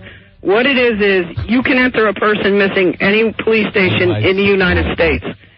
And what's happening is, like, I entered 3 people today into the NCIC computer. People have gotten into New York, went to the Armory. You can't report them missing there. They went to another place looking for hope to find their people. You can't report them there. They have to make it to a police station, or now, which was set up today, Liberty State Park has a terminal there. Okay. So, I entered 2 people that are missing from my community. I'm 40 minutes south in Jersey. Right. All right. So that number's going to go way up. Yeah, it will. Actually, there's stuff that we were reading about a week ago that already said the number's going to fly. All right. Thank you. No problem, man. Good luck. All right. Well, that's not good news. Little answer there. None of this is good news, obviously. But West Coast Dave, this is awful. The worst yet. Yeah. I don't understand why you 2 guys are giving that guy some props. Look, that song sucks. I didn't give it was so monotonous and droning. It just gives you that uncomfortable feeling because you don't know when the sentence is going to end. I like that when they throw me a little zinger that I'm not looking for. Zinger. I like that occasionally. Here comes the rhyme. Oh, it's not a rhyme. Can't pull those kind of shenanigans when you're writing these songs. For the love of Eve, let's just simmer down in here. All right, Boom. Eddie, what's up? You're next on the Opie and Anthony Show. How you doing? I think you guys should be smashing that album like Opie does to Stalker Patty. Yes. Eddie, trust me, I would love to, but it's on a huge machine because it's not on CD. All right. I would destroy a $5,000 piece of equipment. I am capable of doing that, but not. I believe it. I believe it. All right, Eddie. Thank you. You guys are fantastic. Thank you. All right. Rick, do we have one more tribute song before we take a break and then get to Shane McMahon, who's waiting on the phone line? We do have more, but there's another part of this song you guys got to hear. Oh, really? It just goes really bad after this. It goes bad? What do you mean it goes bad? I agree, Rick. I was enjoying that one a little bit. I'm glad that somebody, albeit uncircumcised and gay, is on my side. Sorry. Don't throw things. Rick is a big boy. Go ahead, Rick.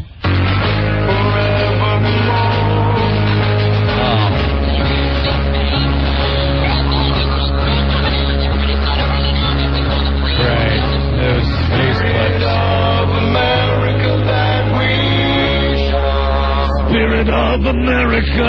Children that we raise and seeds we sow. Seeds we sow. I just said grow. You can choose to fight this land, or you can choose to understand the spirit of America. I can't believe you guys like this. I withdraw my statement.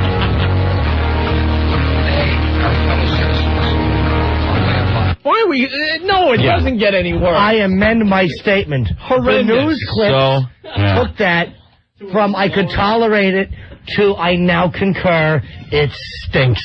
Awful. It stinks. The news clips did it for me. Are you related to Helen Keller? No. What's wrong with your ears? I wouldn't say I was enjoying that. It just makes a relative. You said it wasn't that bad compared to all the other ones. No. There's no comparing. It's so utterly bad. That's like saying, you're talking about dog ass. It did a little bit sound like a mutual It's fund still commercial. dog ass.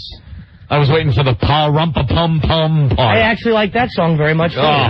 It's a fine Christmas song. My God. It is. It's a fine number for the holidays. I'm sure Shane O'Mac is a busy man, so we can't make him wait through the commercials. Shane. What's up, guys? How are you? All right. I'm doing okay. How you guys doing? We've hanging in. Hanging in. We're moving on a little bit. We spent last week really getting into it, but a lot of people want us to get a little bit back to some normal shows that we do. That's what we're trying to do also. Yeah, we noticed that. I so enjoyed some of the speeches that some of the superstars gave. We played some of them here on our show. You really separate the people that can think for themselves and the people that should maybe just keep their mouths shut. Well, like your dad's speech was great. Terrific. It was great, yeah.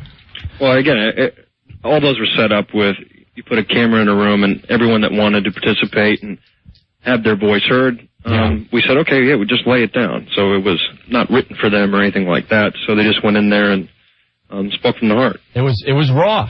Yeah, absolutely. Get it? Your dad was great. I pictured him standing in front of a crowd at Nuremberg.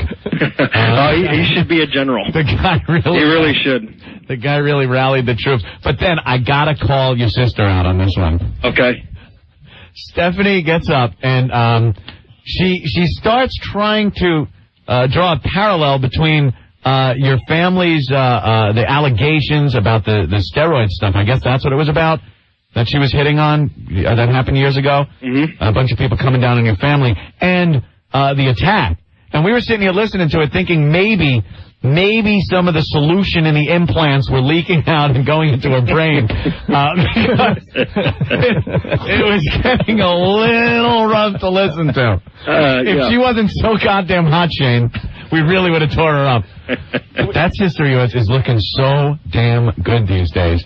What do you think about her new chest? Oh, I have no comment. You don't. I have no comment. I have no comment. The big brother's always got to step in and defend the sister. I take the fifth on that one. But I'll tell you, I'll comment on those. Those are some beautiful cans that Stephanie's got these days. Yeah, you think she went too small?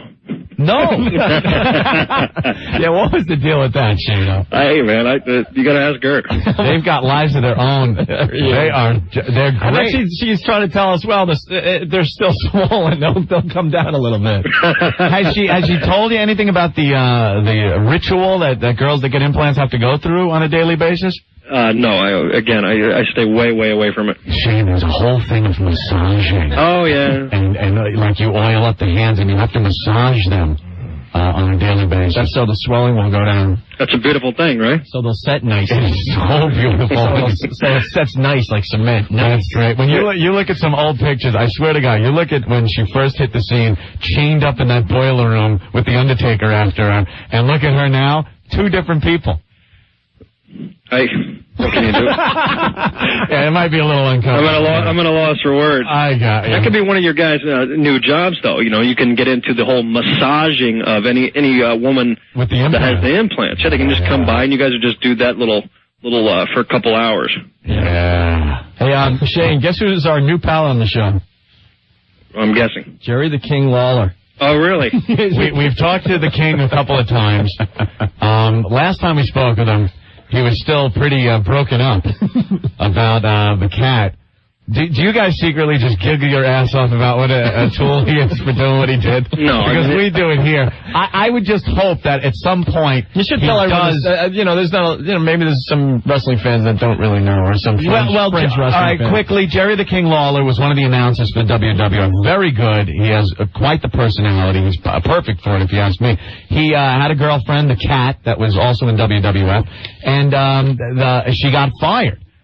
Which was a good move. Wife. Right, it was his wife. Good move by the WWF because she didn't really add much. Right. So she got fired. The King, after being with the WWF for years, decides he's going to stand by his woman, says, if she's fired, I go. Right. And they told him, okay, good luck with your life, and let him go. This past July, the Cat left the King. After sticking up for her, she ditches him, so now he doesn't have a job or the chick. And she's got a restraining order. And the restraining order, she when he was out of town, she went to the house with cops and cleaned him out. It's such a sad story. And then he's spilling his heart out to her on a website. Yeah. I didn't hear about the restraining order. Oh, yeah, that's the latest. Oh, yeah. Did you read some of the website stuff? No. Shane? Oh, my God. I'm hoping, someday we can be together as friends. Meanwhile, who hasn't seen the picture of her sucking on that Big Johnson? On the internet. It's so harsh. It is so harsh. Shane, I got to ask you, though. Where is this? Is that we've seen You haven't seen that picture yet? We'll send it to you. Yeah. Is that really her? I just picture... To the best of our ability, it's her. Yeah. So Shane, I just want to know, is there any way possible you guys would consider having a him back. Yeah, we need to try to get him in his... Hey, well, again, anything can happen in the World Wrestling Federation. Okay. Anything can happen. No. Hey, the King's a great talent. So, He really is. I like the way him and JR would play off of each other. You know what I mean? Mm-hmm. He was kind of the real goof factor there. Nothing, we don't want to take anything away from Paul, but, man, the Jim Ross and then the King, they were a great combo. Yeah, King is very quick-witted. Yeah. Oh, my God, King, look at the naked picture of Cat giving a Hummer. I just want to see stuff like that. It brings whole new meaning to the word slobber knocker. Slobber knocker. King, do you have any pride? Unbelievable. I'm just wondering if there's any chance that he would come back. Has he talked to you guys? Yes. Yeah, okay. Mm-hmm. All right. Does he leave these meetings feeling good? Relatively as good as he can feel. I don't know how that is. Boy, how many times, though? I think at one point in our lives we've all been raked over by a chick, but to have it so public and to have him having gone out on a limb like that for her, to just be hosed, it's one of those horrible, horrible situations that you just laugh at because you're so glad it's not you. Exactly. All right, he doesn't want to talk about it. I understand. Hey, so what do we got going on, Shane?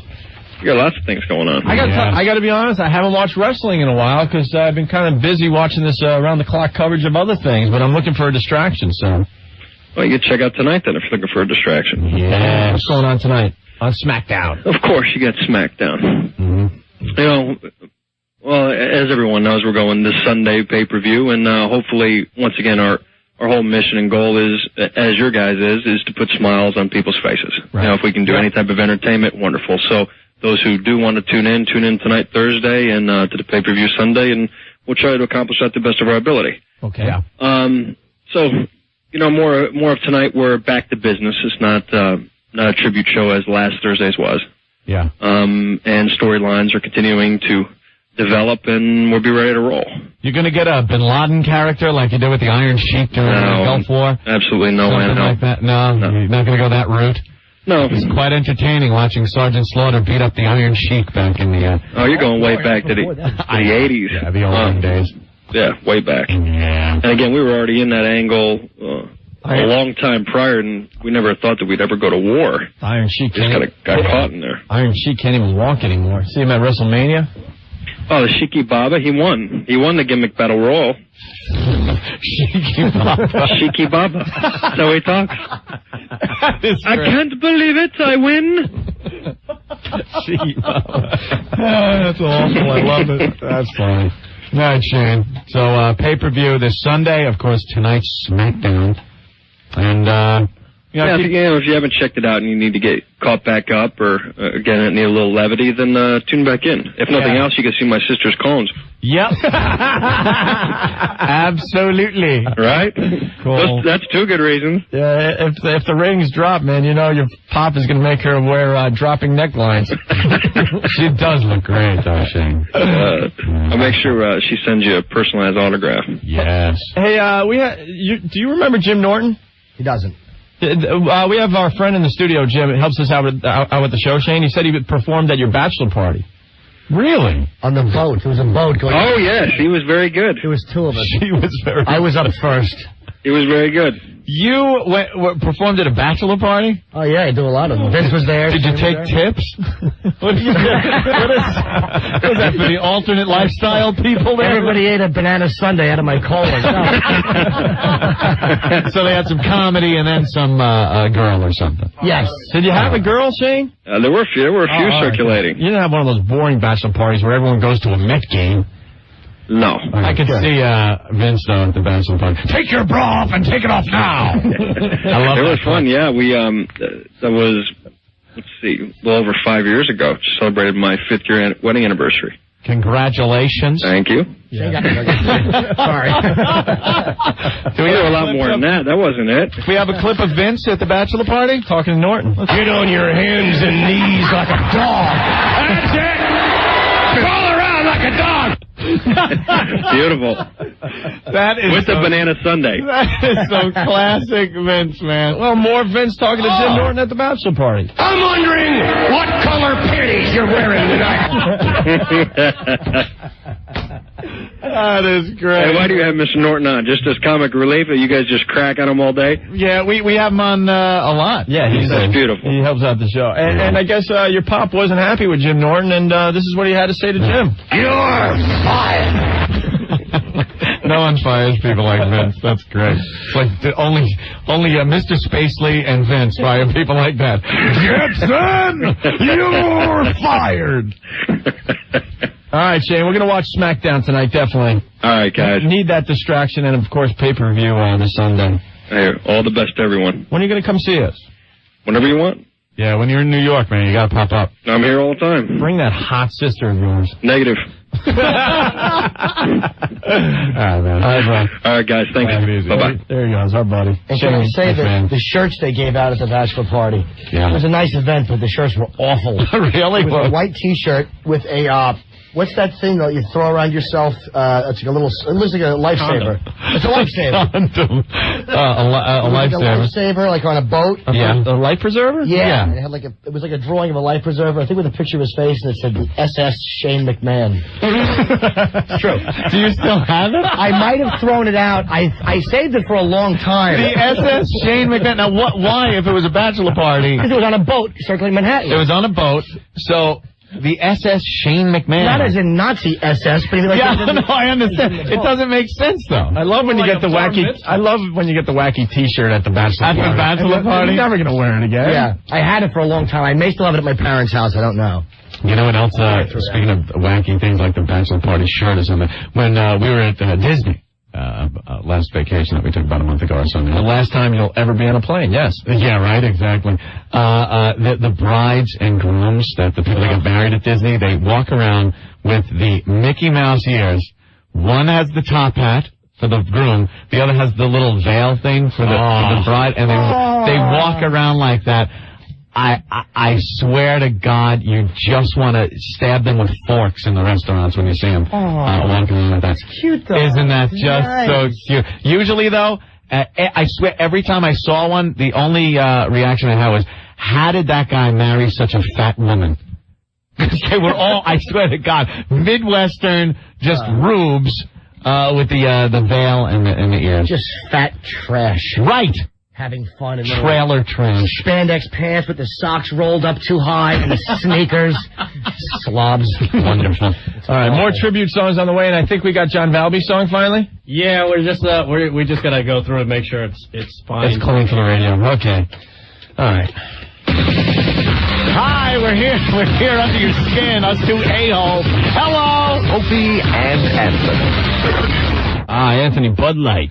Oh, who can't use a Bud Light? After watching all the news stories and stuff, you just want to relax. I've been trying to numb the pain.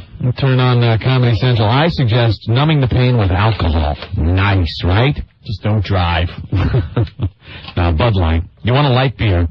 Bud Light. That's what I drink when I want a light beer. Because it tastes like Bud. There's no difference, if you ask me. We open the fridge, there's Bud Light in there. I go, grab me a Bud Light. Feel like a light beer. And it tastes like regular beer, not watered down. Yeah, so whatever you're doing, get out. Have fun, you know, and drink Bud Light. That's right. A lot of ball games. Getting back. A little sports thing getting back there, right? Well, we're going to try, yeah. Gonna give it a whirl. Well, when you're watching the games, make it a Bud Light. The real taste. Won't fill you up. Never lets you down. Make it a Bud Light. Opie, Anthony, 102.7 WNEW. Yeah, this is the O&A show. Opie and Anthony. Couple phone numbers in the New York area. 877-692-1027. Anywhere else, 866-277-4WOW. Keep those phone numbers close. You never know when you're going to need them. 866-277-4WOW. Where's Rick? We got more tribute songs. Bad tribute songs. Yeah. I wonder why O'Reilly from the O'Reilly Factor, Bill O'Reilly, doesn't play the clip of what I said during the interview. Remember when we did that little story with him? And he was saying that, don't you think what we do here on this show influences the audience maybe to do things and treat people certain ways and stuff. And I said that religion is responsible for more bad things, and so certain religions tell their people to strap bombs to themselves and kill people. Why don't he play that? There you go. That would be a great soundbite. Sure took the heat off of us, jackass. I guess that won't be running. No, Bill O'Reilly's got better things to talk about. Rick, where are we with the bad tribute songs? Let's see. Evil Ways, bad cover by Prep Burger. Yes. Evil Ways. Santana, yeah. Ah, there you go. What's Prep Burger? It's a what do you call it? Prep Burger? One of those bad radio prep services that gives you all the stuff that you need to do a show. Yeah, there's a... I hate to tell everyone this. Well, we have already, so... Most of the radio shows in America, they rely on these prep services to get ideas for their shows and stuff. And there's one called Bitboard, and there's now one called Prep Burger. Prep Burger. Oh, there's lots of them. Usually they're pay. You know, you got to pay for them. But some of them do give out those little free tidbits.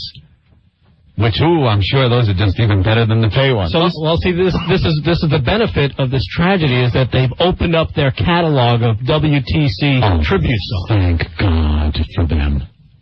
Yeah, you subscribe to some of these services, and they'll send you CDs with just bits, lots and lots of bits, and then you play it on your show, and then your audience thinks it's you. How about the bits that they give you scripts, entire scripts? You go in with the rest of your wacky morning show or something, and you all play parts. You all play the part and do it. Or how about the ones where they record one of the people in the bit, and you go into the studio and do your voice in the blank areas. They believe you're talking to, I don't know, some celebrity, right? You're doing an interview with Muhammad Ali or something, and they'll supply the Muhammad Ali guy. Wait a minute. Then you put your voice in, so you could like set up zany questions. Zany questions. They even write the zany questions. They write it. You don't even have to come up with the zany questions. It's all done. So you record it, and it's like people think you did it. Wow. Even though it's being done in cities all across the country, but never overlapping cities because that's a no-no. Yeah, but what about the karaoke music they give you and the already scripted out lyrics for the song parodies and stuff? Yeah, and are they tribute funny? songs. Are they funny though, Rick? Are they funny? They'll send you a song parody, and you can play it as is, someone else singing it.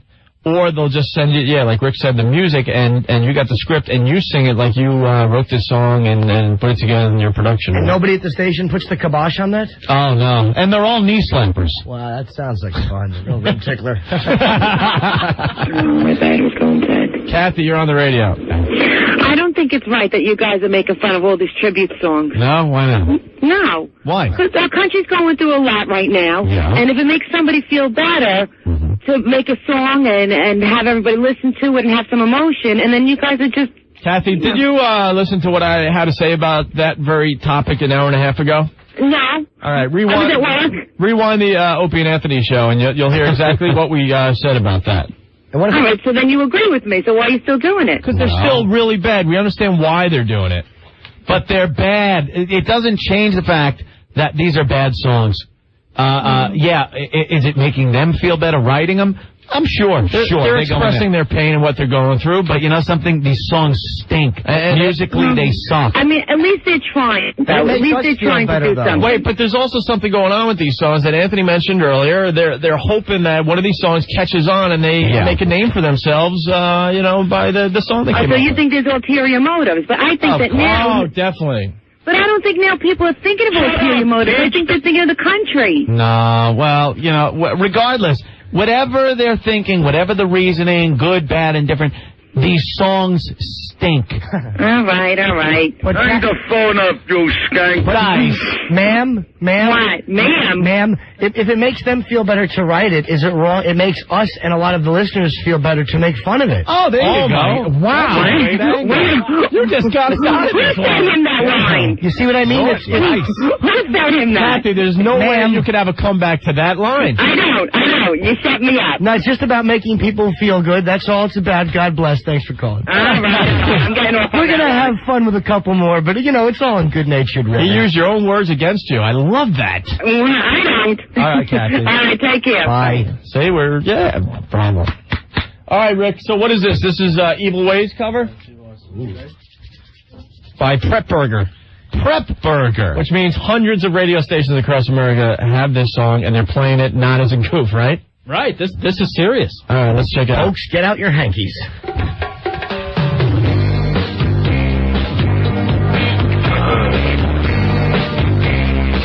You pay for all your evil ways. Bin Laden.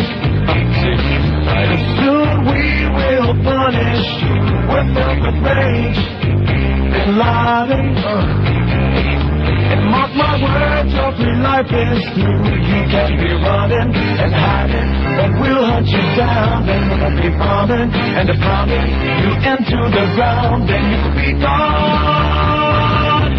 Lord knows you're gonna pay. Bin Laden. That's great. That's good stuff right there. That's the whole song? That's it. Whoever that made feel better to write deserves to be unhappy. They shouldn't feel better, because that's terrible. You know what? At least it was short. I'll give him that. He probably couldn't physically get through it without vomiting. That's brutal. That's supposed to rile people up. Yeah, let's go get him. Stupid. All right, Rick, what's the next one? Wind beneath my wings. No, it's not. I don't believe you. Nobody is that stupid. Rick, get on the mic. Give the history of this bad tribute song, please. Yeah. Again, it's off the wonderful service Prep Burger. Prep Burger. Good old Prep Burger. Two bad songs in one. Oh, they got a catalog of crap. Do they really? Oh, yeah. How many more do we have from Prep Burger? It's going to take a while to download some more of them, because some of them just totally suck, and some of them are just all cluttered with bad stuff. So it's just a matter of going through them and finding the worst ones to bring them. Mike, what's up?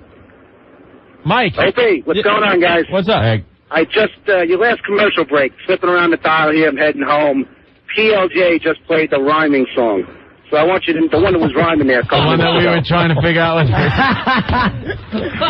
I just wanted to let you know that you got something common with Scott Shannon there. Yeah, of course we know. Your program directors are the best, let me tell you. That's embarrassing. Yeah, horrible. All right, Mike, thank you. You're the best, man. I saw you up at the Montreal Comedy Festival. Oh, thanks, man. It was awesome, man. You did a TV interview with somebody. I'm sitting in the hotel. I'm laughing my ass off. The guy didn't know what to say to you. Thank you. You're the best. Thank you, Mike. Take it easy. Okay, so it's Wind Beneath My Wings off the Prep Burger radio service.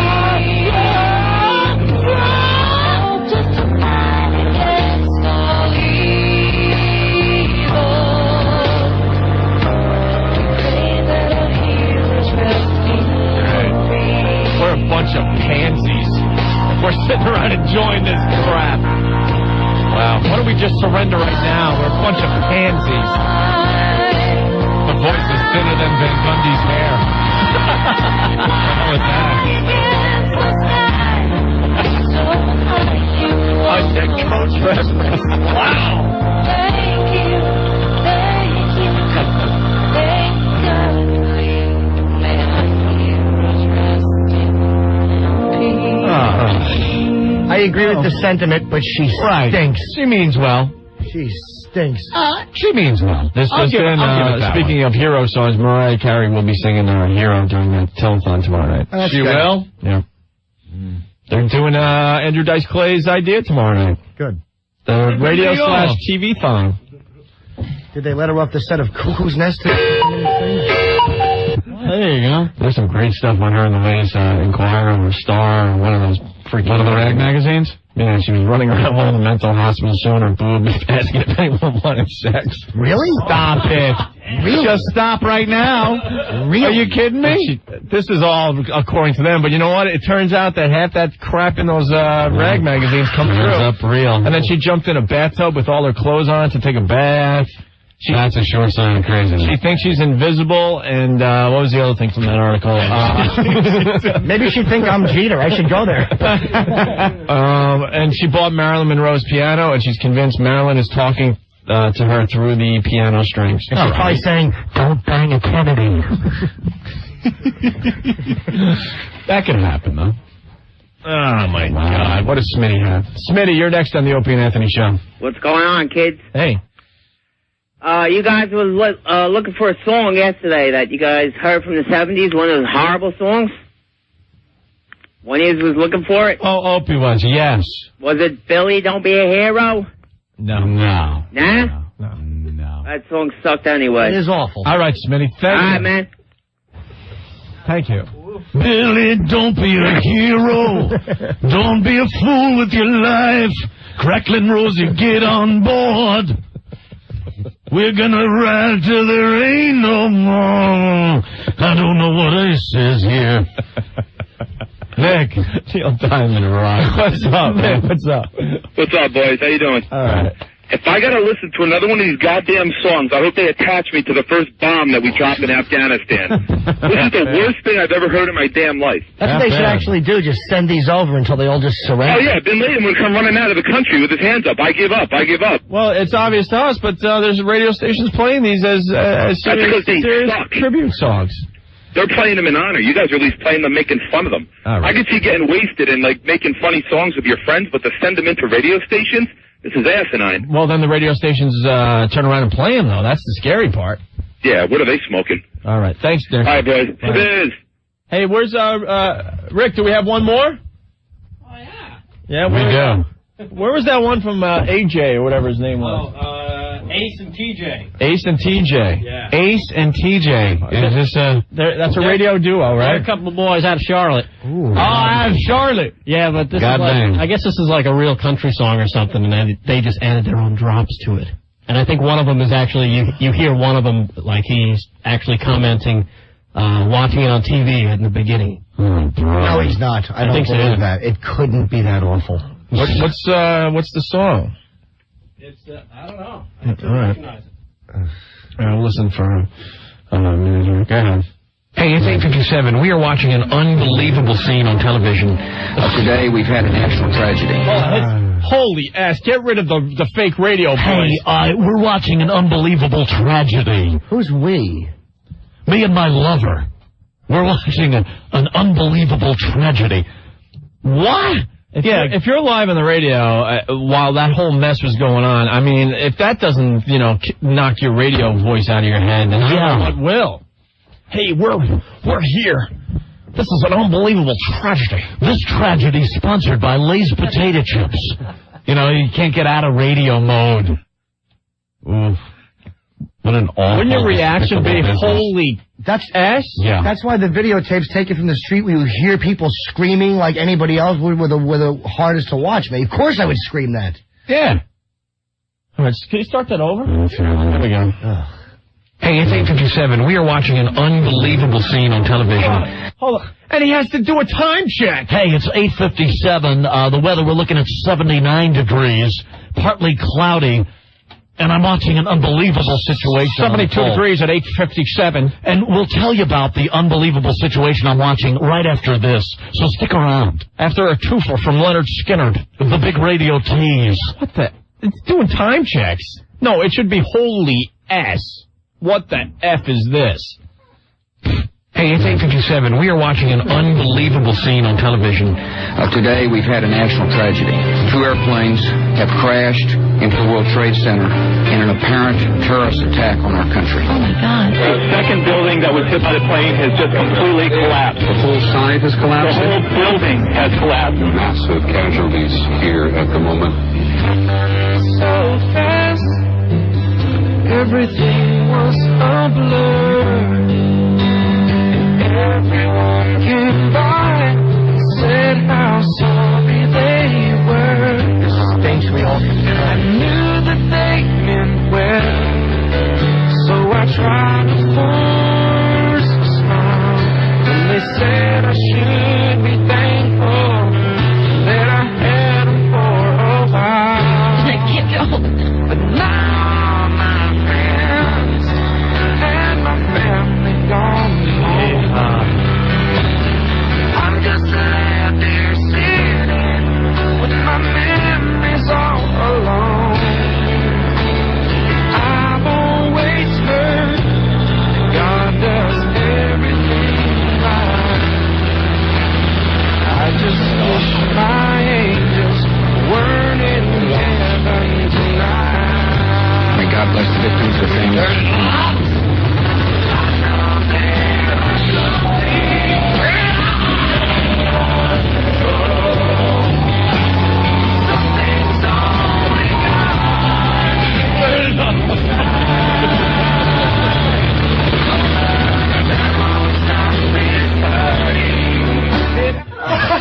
Wow. That's horrible. God, was that funny? God. Awful.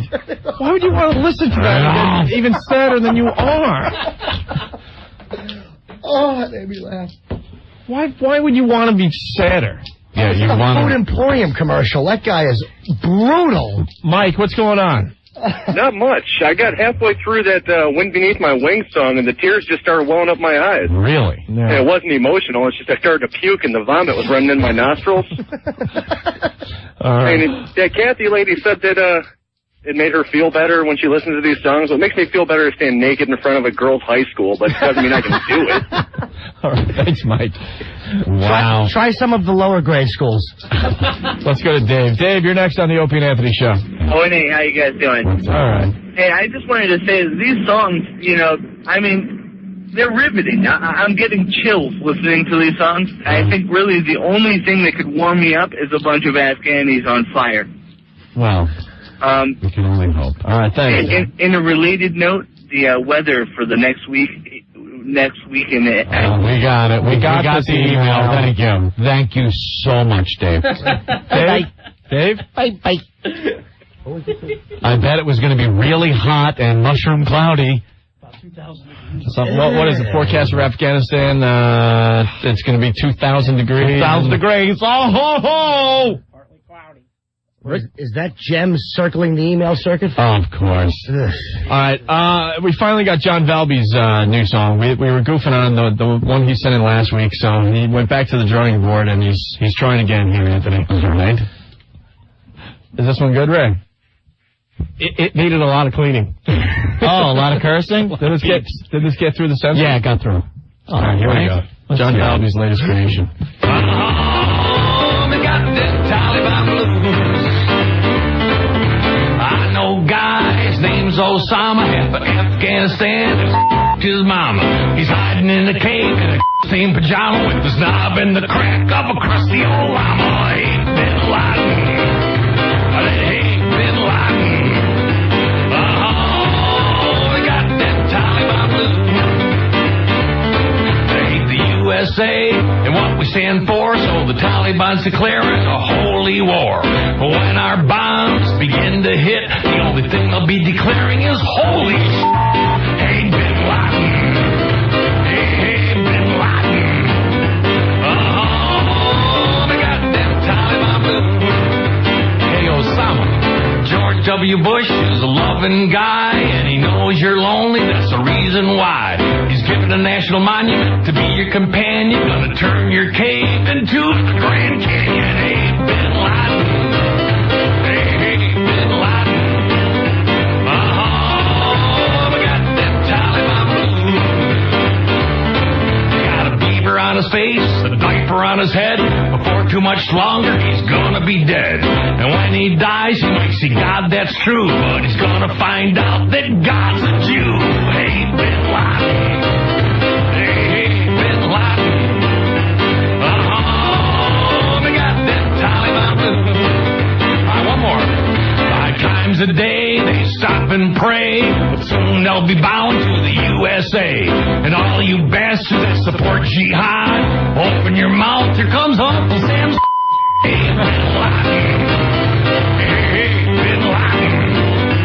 Oh, we got that Taliban blues. All right, there you go. The lyrics of John Val. There you go. A little better than... Can we get the unedited version up on the website? We're gonna get you. Yeah, we could probably do that. Yeah. It's better than we're gonna get you. I enjoyed this one very much. It had a little more spirit behind it. I like that. That's the more John Valby. Yeah, we're also getting cleaning up his spoken word thing that he sent us too. So. He did a spoken word? Steve's got it. Hold on. Hey, Steve, could you put the unedited version of that on Foundry Music? Yeah, it'll be up later on tonight. I'm still working on the other one. Okay. I mean, as I'm sure as good as John's intentions were in bleeping them already, right. I've got to go through them again with John and re-bleep no them. problem. So. Maybe before the end of the show, we'll do the unspoken word from John Valby, all right? And the unedited version of that song you just heard will be on FoundryMusic.com, FOUNDRY music.com. Yes. FOUNDRY music.com. All right? Yikes. Any more tribute songs, Rick? We got a few more. I like these. You liking this? Here? Oh, yeah. One of our Sacramento competitors. One of our Sacramento competitors? A song they're playing on their airwaves? Oof. Laszlo from Brooklyn, about the Valby song. This is a bit better, but the first one was so bad that it's funnier. Interesting little turmoil John's going to have to overcome there. Opie, Anthony. WNEW. You're checking out the Opie and Anthony show. Anne Marie wants in real fast. Anne Marie? Yeah. Hey. Hey. What's up? Not much. I'm an EMT, and I was down at the site from when the planes first hit. Yeah. Let me tell you, I haven't laughed the way I did with that Bin Laden song just now. That was fantastic. The John Valby one? Yes. Oh, yeah? Oh, good. Absolutely fantastic. Cool. That made my day. Well, thanks, Anne Marie. I appreciate it, guys. Hang in there, okay? Thank you. All right. Bye. Bye. Hey, Chris, what's up? Hey, what's going on, man? I want to know what's going on with the guys down on the beer run down there. Oh, Operation Beer Infinity? Exactly. Or Infinity Beer? Where are they at? Beer. Earl is back. Can we get Earl back in the studio? We were not successful on our mission. Ben's in the studio. Yes, Ben? I think Earl will not comment, as usual. What not comment? I called him several times while this was all going on. He would pick up his cell phone, hang up, and then I just received an update that he was punching the console of the van over and over again when this whole thing was happening. Well, wasn't John Rossi down there with him? Get John in here, then. Psycho Mark. Dude, this is absolutely unacceptable. This is unacceptable behavior. I totally agree.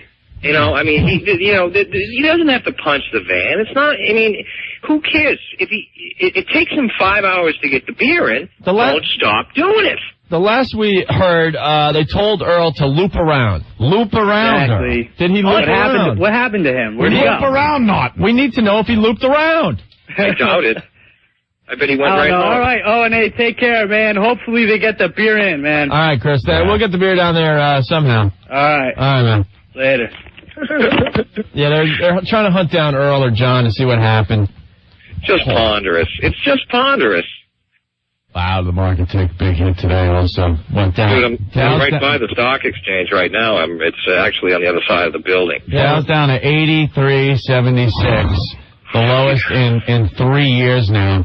And the NASDAQ, remember when we were all celebrating when it hit 5,000, NASDAQ 5,000? We're at 1470. 1470. Yeah, and we were all celebrating NASDAQ 5,000 for that hour that it was at 5,000. What was the Dow today? Dow is down 382. Down to I think it's at 38. Oh, God. Yeah, we're trying to get Stockbroker Dave on the phone, but even he doesn't want to talk. It's sad down here. I'll tell you, the faces of all the... I was right outside the stock exchange. Mark, we know. We're trying to get away. We don't need to be sadder. We're all sad. I understand. That's what all right, anyhow, let's think about how we're going to get the friggin' beer down here. Well, we got... yes, Ben. I went back there. Earl gets pissed. Earl is... Get away! Why is he pissed?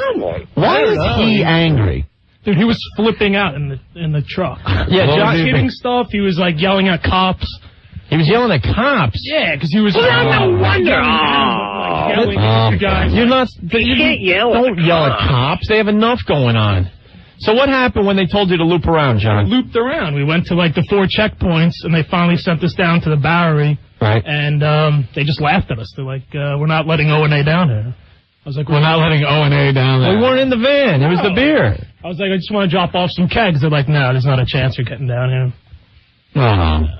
Where is this bar we're supposed to send the kegs to? Nobody knew. Mark. Every cop did not it's know. It's right on West Broadway. There's one on West Broadway, and there's one right on Hudson. But do you have to go through the FBI to get to this bar? No, you don't have to go through the FBI. We're the worst. He doesn't know. He's an effing tool. No, it's just amateur night with Earl. All right. You know, I'll get him in. I'll get him in later on tonight. Come down here now and let's see what's going on. All right, you want me to meet you down there at the checkpoint? I can get out of my camera shot. Drive down right now, and I'll meet you. All right, I'll meet you there. Let's end the show with some good news with Operation Infinite Beer, or whatever the hell we're calling it. All right, I'm on my way. All right, John, can you go? Screw Earl. All right. Where do you want me to meet you? Just pull down there. Ben will give you my cell phone number. Call me en route, and I will get a checkpoint through where you'll be able to come through. Okay? All right, good. All right, hold see on. How tough you really are now. Wow, John's pissed at Mark. Yeah. Why are you pissed at him? Nah, because, he doesn't really know, I guess. It's like there's 15 cops. There's 15 cops at each checkpoint. You listen to me, Snapperhead. I got 10 vans in here in the last week, okay? All Fox vans, all brass from Fox. They went right here through. Comes Earl. Earl,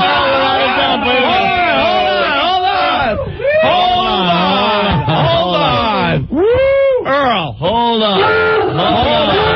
We took your drunken, coke-up head down to this radio station. Now, you take the goddamn beer, okay? Wow. We're going to dump out like crazy. Earl came in with 3 FUs in a row and totally ate up our delay. There may have been a C-esser in there, too. Wow. Earl. You know where it is. Come and get it. I will, mother asshole. I'll show you how it's done. Well, you know where the bar is? Oh, wait.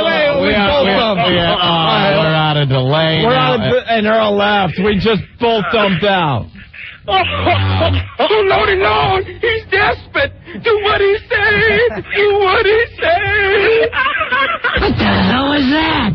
I don't know what that was, but we ran out of delay. Earl cursed some more and then ran out of the studio. Wow. All right. Wow.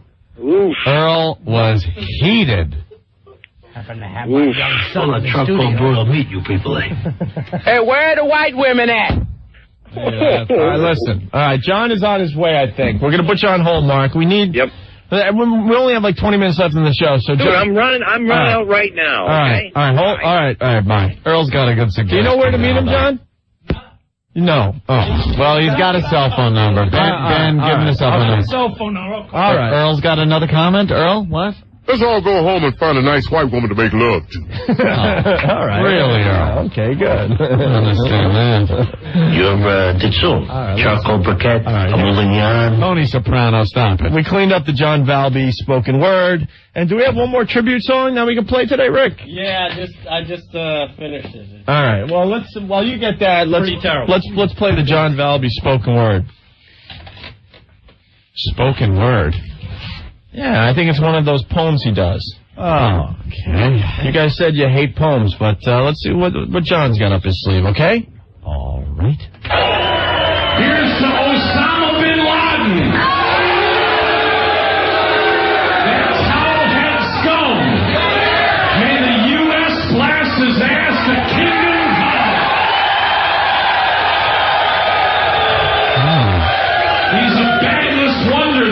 in the cave. May Marines Budweiser on that sucker's grave.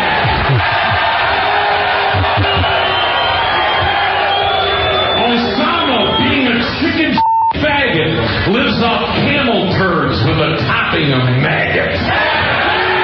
Osama thinks we don't have the guts to come and blow off his Islamic nuts. But now America is done with his crap. So let's just nuke the f***ers off the map.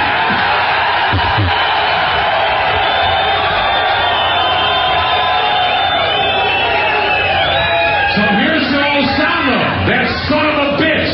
Make his fall off with a 7-year itch.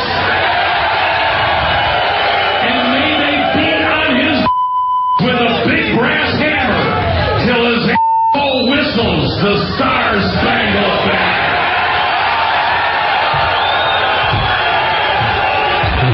All right, there you have it.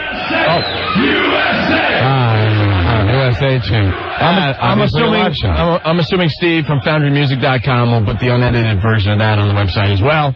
This is great. I have a little problem. Hold on, with John Valby. What? I've been going to see John Valby for 15 years. Yeah. I've heard that same poem, but instead of Osama bin Laden, it's been Muammar Gaddafi, Saddam Hussein, and the Ayatollah. Right. Well, insert bad guy here. Insert bad guy here poem from John Valby. I wonder if he'll call to defend himself. Listen to part of this comment from U.S. Representative John Cooksey, the Republican from Louisiana. Someone wearing a diaper on his head should be expected to be interrogated. Wow. John Cooksey, Republican, Louisiana. Salute. Yeah, people just not happy. Nice. A diaper on his head. You gotta love that. And I hope it's with that Louisiana drawl. Someone wearing a diaper on his head can expect to be interrogated. That is so great. That's great. All right. So, back to the bad tribute songs? Yeah. Okay, what do we got, Rick? We got hundreds of these, dude. Yeah. We're just going to pepper them in. We all know the Lee Greenwood song, God Bless the USA, that's now popular again. We do? Yeah, it's the one everybody's playing. Oh, yeah, okay. That one. Well, somebody decided they're going to redo it. Because God Bless the USA wasn't enough, they decided to add in some more stuff and make it their own. It's pretty terrible. And a station in Sacramento's playing this? No, this one is this is another charmer off Prep Burger. Another one from Prep Burger. Prep Burger. Can we send one plane to the Prep Burger headquarters? It'll improve radio greatly. Can we make a tribute? We'll get Billy Joel's Angry Young Man and put all of Earl's clips to it. We should really get that together. Yeah, we got to start our own tribute song. Young Man. Change it to Incompetent Young Man. No, just during all the little breaks, have his various tirades he's been holding for over 3 years here. Yeah, we got some great audio from Earl tonight. None of it made the radio, but maybe tomorrow we could clean that up. Okay, here we go. I'm nauseous already. Awful. It's the time to show the world we're strong. We won't be terrorized. Evil's not allowed to win. When you've got heaven on your side, it's for the ones we've lost that we stand up strong today. 'Cause the flag still stands for freedom, and they won't take that away. Break out your lighters, everyone. And we're standing strong as Americans, where at least we know we're free.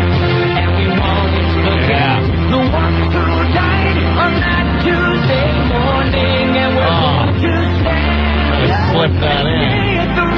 He's almost doing good with word placement at the end. 'Cause we'll never fall when we all stand. God bless the USA. Take it to Lee Miles. Take it to Lee Miles. Standing strong as Americans, where at least we know we're free. And we Song, the song, the blue, everybody knows one. morning, and we're going to stand.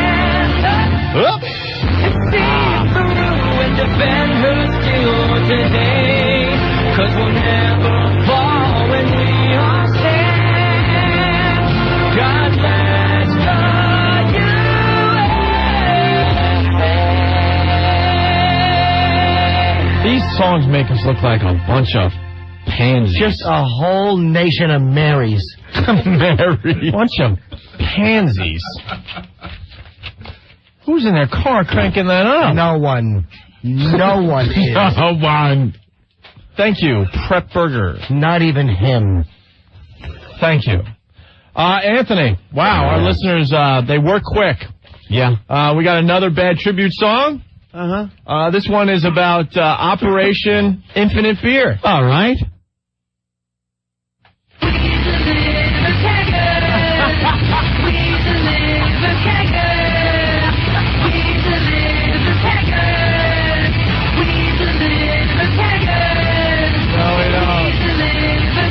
Go F yourself. We don't deliver keg. Go F yourself. He had a very, very sad Arnold Drummondish pout. Didn't he? Yeah, he was very upset. I pity the fool. I pity the fool trying to make me deliver keg for the kids. Stay off the drugs and stay in school. Gay Marco. Hey! Oh, wait, the somber hey. I know. Hey. I know. Know what it is? It's like the somber Brady Bunch theme. Remember that? Remember you watched the Brady Bunch and when they were like they're doing something fun, it was and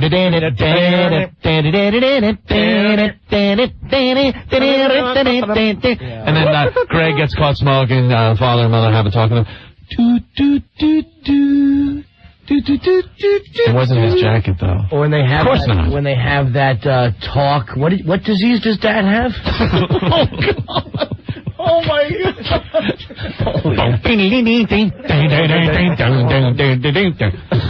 Here's a story of a lovely lady. Her name was Cracklin' Rosie. Get on board. So we got the somber hay tonight. Yes. Can I hear the somber? Can I hear the somber hay again? Hey. That sounds like the tired hay after you got gang bang. Oh my God, that's like hey! No. Oh, now. What's up, Marco? Well, today in the paper, did you see they're going to allow gays in the military? Howdy, faggot. Ooh. And if they let me, I'm going to go and join up. But you know what? I'm so tired of hearing all these horrible songs. I decided to write my own big Broadway-like theme song. You know, and it's like really good. Now, That's disgusting. This is a work in progress, but I want to perform it for you right now, if I may. All right. Gay Marco's bad tribute song. Hey, Mr. Bin Laden, listen to me. You're messing with the land of the brave and the home of the free. It's a show tune. Show tune. Friggin' fag, you want to make out or something? We're gays in the military. You might get shot by a great big ferry. So poor little Osama, you should have listened to your mama and not been such a big bully. We're gonna kick your butt in. Hang on to your turban. Our bombs are gonna do you in. It's just about time for you to pay. Watch out for the big bad USA.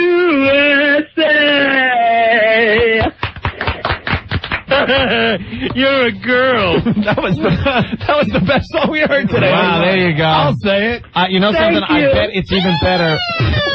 That's a winner. I bet it's even better with the dance number. That You know, how did you know? Yeah. I was dancing all over the room as I was singing it. Oh, God. top hats, canes. Yeah, the Roaring 20. I could see it now, like a Busby Berkeley musical. The homo faggot queer. Hey, all right.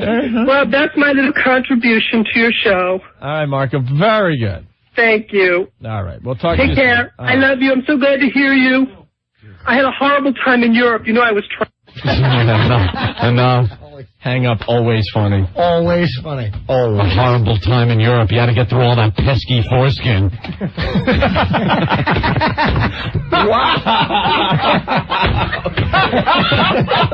Line of the day. I'll bow. I'm bowing today. She likes that. Yeah, he did say he likes it. Oh, my He God. pulls it over his head like a Klansman's hat. Did we have one more tribute song or no? Do you want to do the Sacramento tune? Yeah, is it an original? No, it's done to the Who, but... Is it bad? Done to a Who Yeah, this is song. another thing. Yeah, well, You have we to need ask them that? bad. It can't be anything but bad. What Who song? No War. No War. Okay. So they're going to play that song and then they'll have clips and stuff? I'm sure they will. Oh, it's more clip stuff just to a song? Yeah, it's from KRXQ. Real quick. All right, we'll give it a See how much we get through. Go ahead. A terrible, terrible tragedy has befallen my nation, but has befallen all the nations of this region, all the nations of the world, and befallen all those who believe in democracy. The doorman goes to me, wow, I never seen a plane flying so low. And we looked out at it, all of a sudden, boom. It seemed like it wasn't even real. The governor and I just spoke to the President of the United States. The coordination with the federal government from the time of the first attack has been excellent, including closing off the airspace around Manhattan.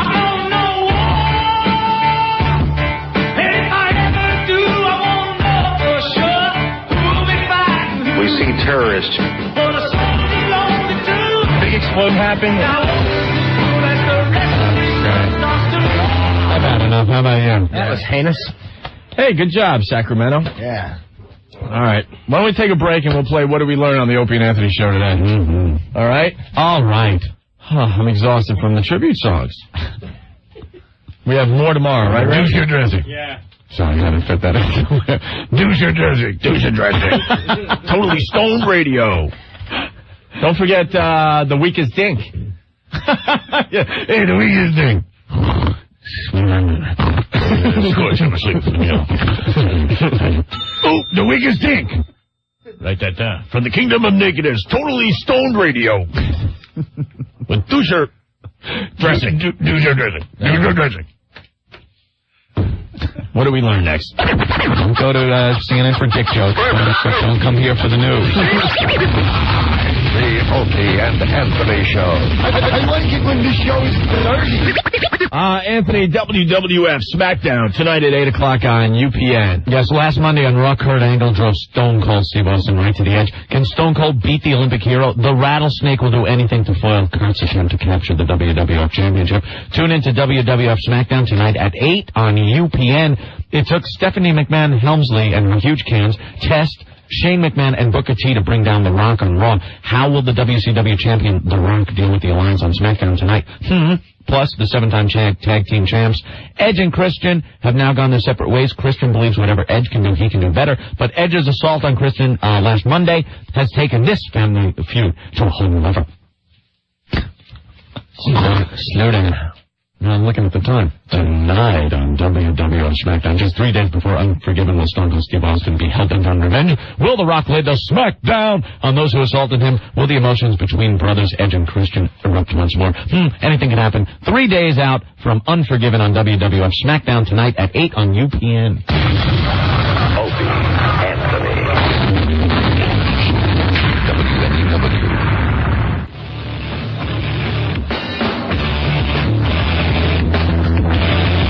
All right, Psycho Mark, what's up? Dude, I'm sitting right at Canal Street, and I've got an avenue open. I've already have police permission to just bring the vehicle in, unload the contents at the bar, and we're all good to go. As soon as you get there, they're coming in.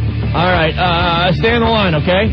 Yep, right here. All right. There we go. You might be successful after all. Well, I hope so. It's a delivery of the beer. Anthony, a quick round of What Did We Learn on the O&A show today? Let's go right to the phones, all right? All right. Kelly, what's going on? Hi. Hi. I learned a couple things. Go ahead. I learned that anyone wearing diapers on their head can expect to be searched. Yeah. And I also learned that Rick and Europeans are both uncircumcised. Nice job, Kelly. Thank you. Let's move on to Dave. Dave, what did you learn today? Yeah, 2 things about Earl. Yeah. He sounds a little taller on the radio. And also, I think he's off the Zoloft because he needs that to keep from killing you all. Yeah, we're a little scared to go back to the office after the show today. Thank you, Dave. Let's move on to Orlando. Orlando, what did you learn? What's up? I learned 2 things. One, I learned La La La, never good in the song. Yeah. And Hang Up, always funny. Cool. Thank you, bro. Dennis, what did you learn today? I learned that Norton sits next to his mother and says, "Okay, fast forward." Good job, Dennis. Jason, you're next. Hey, what's happening, guys? Hey. I learned today that the difference between cat crap and dog crap is, well, they're both horrible. One has to taste better than the other. Later, guys. Very good. Let's go to Jamie. Jamie, what did you learn today? Yeah, I learned that Dr. Dirty has a song for all wars. Just take out the bad guy's name, insert a new one. Very nice. That is so true. Let me go to Isaac. Isaac, what did you learn today? Yo, what's up, guys? Hey. I learned that Black Earl's new name is Mr. E instead of Mr. T. Stop putting the fool. Don't I let me also learned deliver it beer. sucks to be the first guy on the national line. Peace out, Norton. You rule. That's funny. That's good. Sucks to be the first guy on the national line. That call will never get through. That's very good. Jay, what's up? Hey, I learned a couple things today. All right. C-3PO has a copyrighted tribute song, and Earl is actually attracted to Psycho Mark. Wow. All right. Nice. Let's move on to Joe. Get the beer through for the kids. Joe, what's up? Hey. Hey. Hey, I learned two things. Yeah. One, the only person sadder than me listening to those tribute songs is the pathetic tool who wrote them. Okay. And two, the only thing heavier than my heart after hearing them is Stephanie McMahon's huge cones. The other city's getting the whole what do we learn game. I love it. Bob, what's up? Bobby. Yeah. We got a good flow. Let's go. What do you got?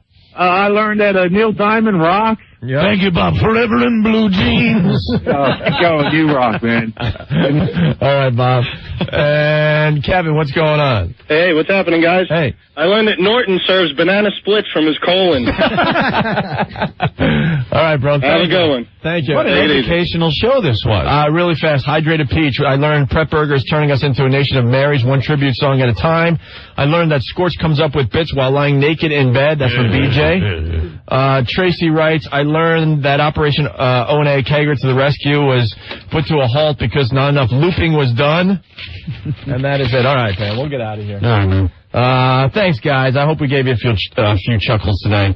Just going for a little distraction. We know how serious everything is, and let's never forget. You know that, okay? Of course. And I'm gonna do a quick plug.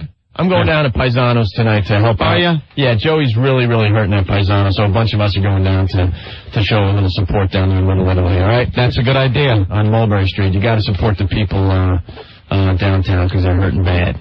Yeah, man, I gotta say hi to Steve, the victim from McFarlane Toys. He's hooking us up with some of the really cool collector's item toys from, like, Jaws and, what was the other one? The, Leatherface. Leatherface. You gotta see this from Texas Chainsaw Massacre. Steve C has it. It's unbelievable. So, thanks a lot down there at McFarlane Toys. All right, we'll see you tomorrow. Ben's freaking out. Bye.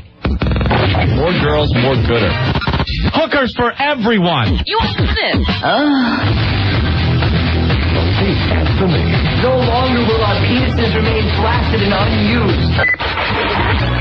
102.7 WNEW.